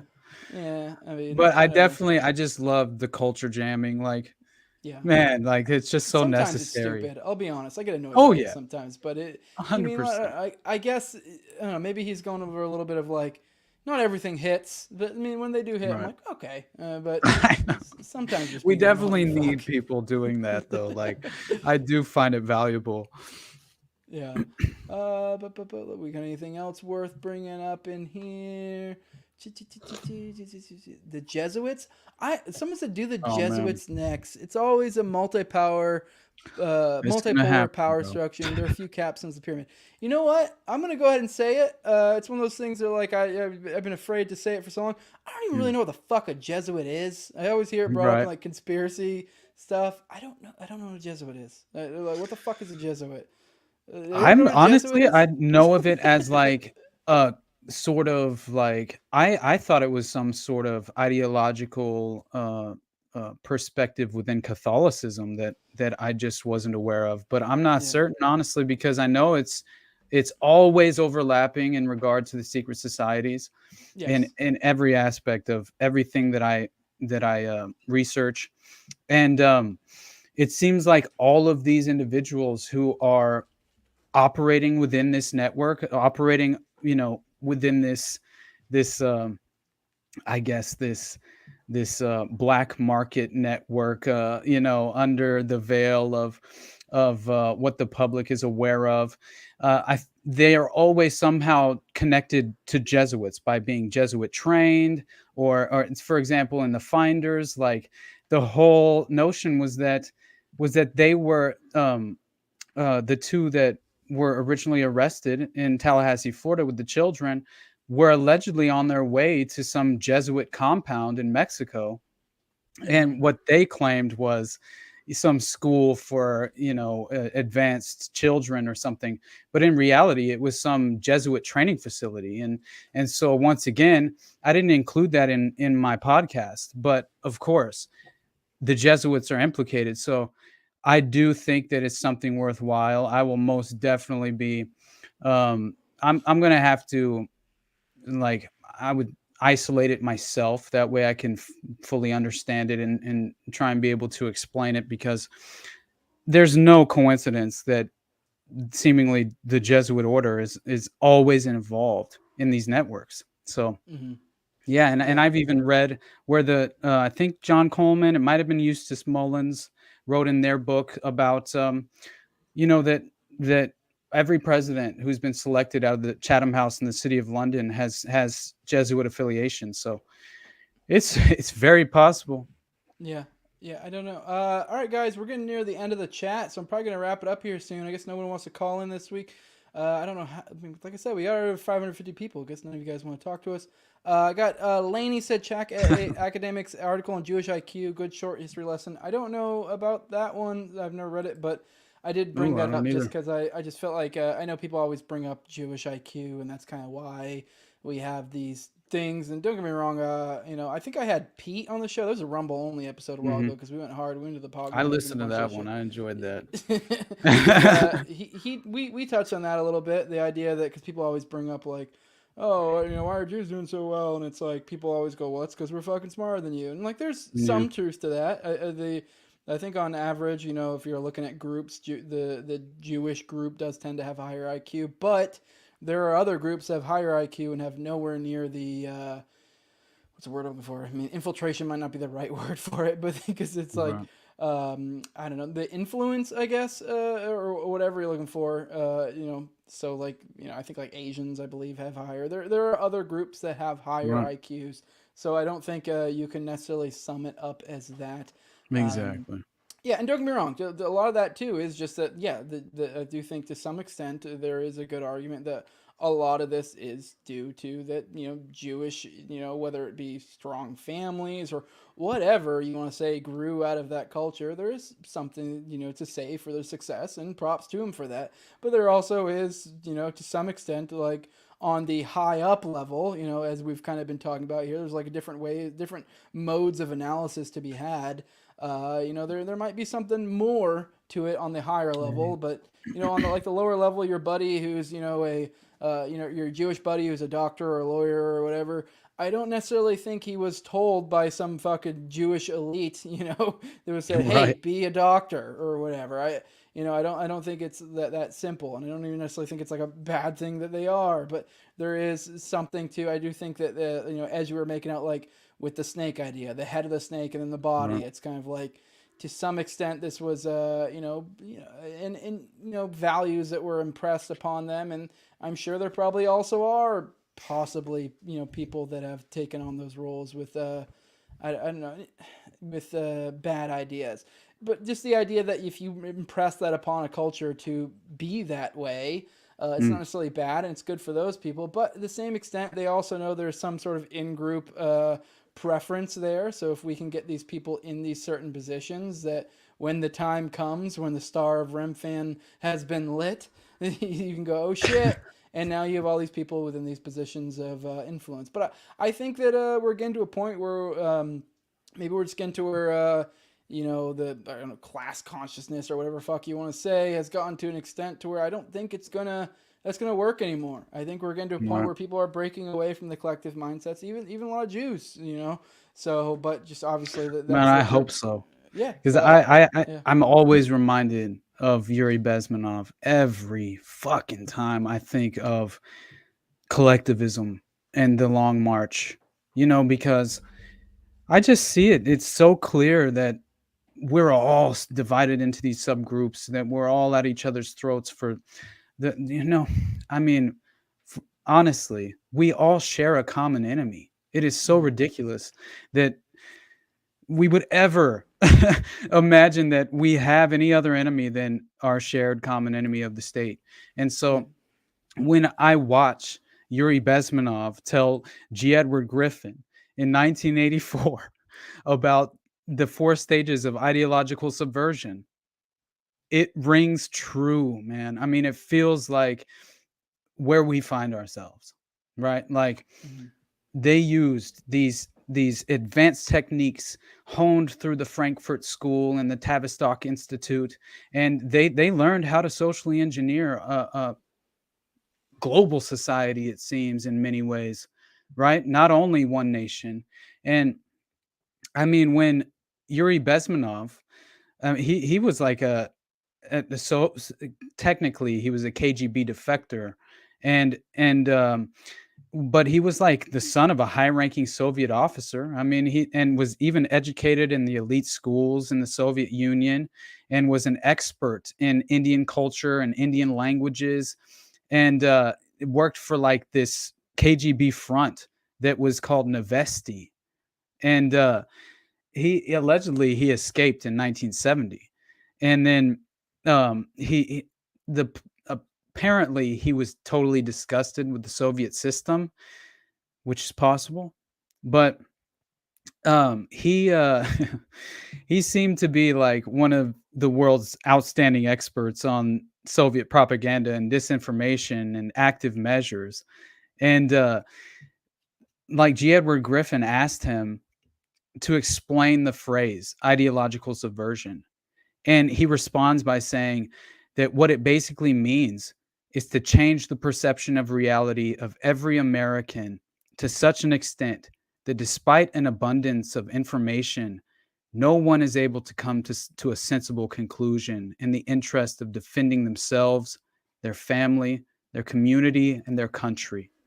It's a great brainwashing process which goes very slow and is divided into 4 basic stages. The first one being demoralization.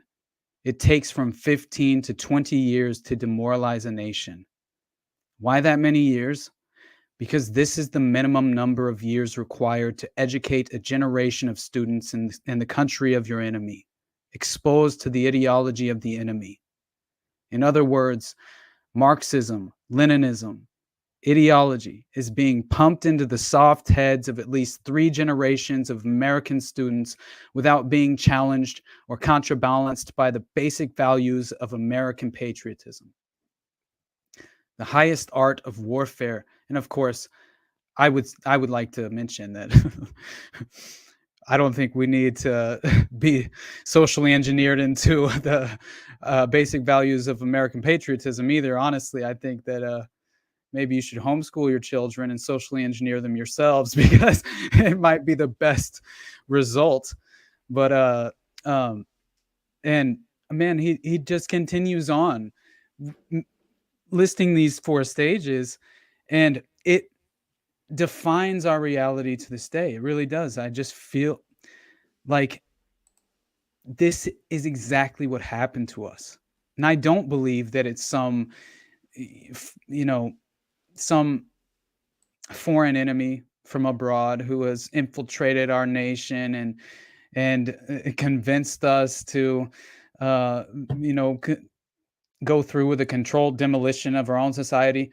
Man, I don't see that. I see like a global framework, right? And it really does feel like inevitably the tiptoe toward totalitarianism, the gradual. I mean, we are inevitably reaching that point where, what did I just see? The SWIFT financial system is they're basically working to figure out a way to implement these central bank digital currencies, and I mean, it's just like, man, that's obviously the goal, right? And I don't understand how anybody thinks that that's a conspiracy theory. I mean, they're saying it, they're admitting it, they're acknowledging it, and they're proud of it, man. Yeah. Right? All right, I'm gonna do probably one more chat because I realized I missed this one, and I think we're gonna probably roll out of here after that. If anyone wants to try squeezing a call in the meantime, feel free to. Did you guys see that 50 Cent has a docu-series ready to go already? I'd assume that's related to the Diddy shit, is what that is. I don't know enough about 50 to know to assume whether he got butt fucked or not. Yeah, Well, I don't know. apparently, I mean, didn't he Dr. come up with a Dre's different gay. well, 50 didn't 50 come up with, I mean, I don't know enough about rap, but I remember because I feel like he was big when I was like in high school, and I feel like he used to be like associated with like some sort of other crew, so maybe that's what enabled him to kind of like rise up as opposed to being maybe associated. I'm just talking on my ass a little bit here, so maybe he wasn't as associated with Remember, these he other was a groups. part of G Unit with like Young Buck G-Unit. and all those different dudes. Yeah, So maybe and they weren't Tony butt fucking. I Yayo don't and know. yeah. And So, but I know he was brought on to Aftermath, the Dre's label, because Eminem found him. Like Eminem discovered him somehow. That's you're as right, the you're story right. goes. Yeah. Oh, he was butt And fucking then. Yeah. that's what it looks like. Yeah. This is your I mean, the fact it's ready to go. I mean, I don't know. Maybe it's a was it a limited? Maybe it's a limited hangout. I don't know. Right. I would. I Hey, mean, I Neo don't know. Amish dude. Yeah. Go ahead, finish. Oh no, what were you gonna say? Oh, you just want to know if the captain was vaccinated. Yeah. Yeah. Oh Well, man, all hey right. man, it looks like Kate was Yeah. vaccinated. Yeah. We found her ass. Oh yeah. They found her. She's got what, cancer or some shit. I don't That's even what I'm know what to saying. make of that. I don't know. Man, I mean, I will maybe that's say, legit. I don't know. after Dr. Robert Malone, and I mean, who knows? I don't know. I don't trust anybody, so I don't know how much you can trust Robert Malone, but I will say that the fact that that one of the creators of the mRNA technology goes and goes and talks to British Parliament and 100% goes on record claiming that the COVID vaccine is very likely the cause of a lot of these turbo cancers that are affecting global society as of this moment. And I think that claim alone, being on public record, is pretty amazing, right? Mm-hmm. And then beyond that, I mean, I wouldn't put it. I mean, it's possible that, right? She was, and we know she got vaccinated, but who knows? I'm not always saying that that's a direct, correlation or cause, but anyway, I've just seen how the COVID vaccines affected people that I know and love, and people, within my orbit. And man, I've had best friends go into comas for 2 weeks. I've had, it's like, I've had friends, family members, diagnosed with turbo cancer, right? Yeah. I And actually and have so I have a big COVID. I'm gonna have a COVID episode dropping on a Friday with I had the Nadeau guy on, and he was I believe he was wasn't I don't know exactly his he was some sort of in the medical field in the military, I believe mhm. Navy, when that was all kicking off, and then he got out and started his Nadeau business. And so he had a lot to say about that. So it'll be interesting. But I think we're probably at a good time to start wrapping it up. It's late. Sounds good, brother. You know, want to let me? You got anything coming up that you want to let us know about, other, or just let them know where they can find you at and that kind of stuff? Hopefully, I'll get to the bottom of Watergate. We'll see Hell what yeah. actually happened there. And I guess Nick Bryant's book is already out, so now I'm pissed I don't have it. So I'm gonna have to figure that out. But honestly, I'm about to fully I'm about to fully fall down the rabbit hole, and it's gonna be a dark few days as far as I'm concerned. But yeah, beyond that, man. Oh, remind me next week to ask you about Cody Snodgrass, because Oh yeah, yeah, yeah, yeah, I never yeah, asked you about that, and yeah. but I think it's worth having a conversation about. But anyway, Yeah, sure. oth- We can do that. No problem. Yeah. cool. I'm sorry. Other than that, yeah, man, just at the Underclass Podcast on Instagram, at Underclass Pod on Twitter, and you can find the podcast on all audio streaming platforms for the most part. All right, awesome. I'm gonna be on Andy Malafrina's show on Thursday. So Awesome. for those, I He's think it's a great, live man. stream. Yeah, I love him. He's cool. Yeah. I'm not sure which show it is because I think he runs like 3 or 4 of them. I know. I But told him we it's should get him on here at some point. Just have fun. yeah, That yeah, would for be a sure. good Yeah, that would be time. fun. He definitely have a good time on here. But yeah, if you guys like my show, I know you're gonna probably repost this on yours. So if you want to check me out, this is a No Way Jose show. It's on YouTube, all the major art pocketers, Odyssey, Rumble as well. Follow me on Twitter at TowerGangJose. Yeah, also I do want to give a quick shout out to my patrons, my patron sponsor level. I have my buddy Toad at Tower Gang Toad, at Abrogate D's, Kevin B. Clark, a full-time guitarist, private music teacher in the New York area, then at ZOVERACK, then at _Infinite Zeal, then Jacob Daniel of the Biblical Anarchy podcast at Biblical Anarchy, the homie Tim Tuttle at Jolly on Klebold, and then at Stinky Sock 420, singer of the band Bender, which is a metalcore band. So if you like metalcore like I do, you'll probably dig that. And with that, we are out.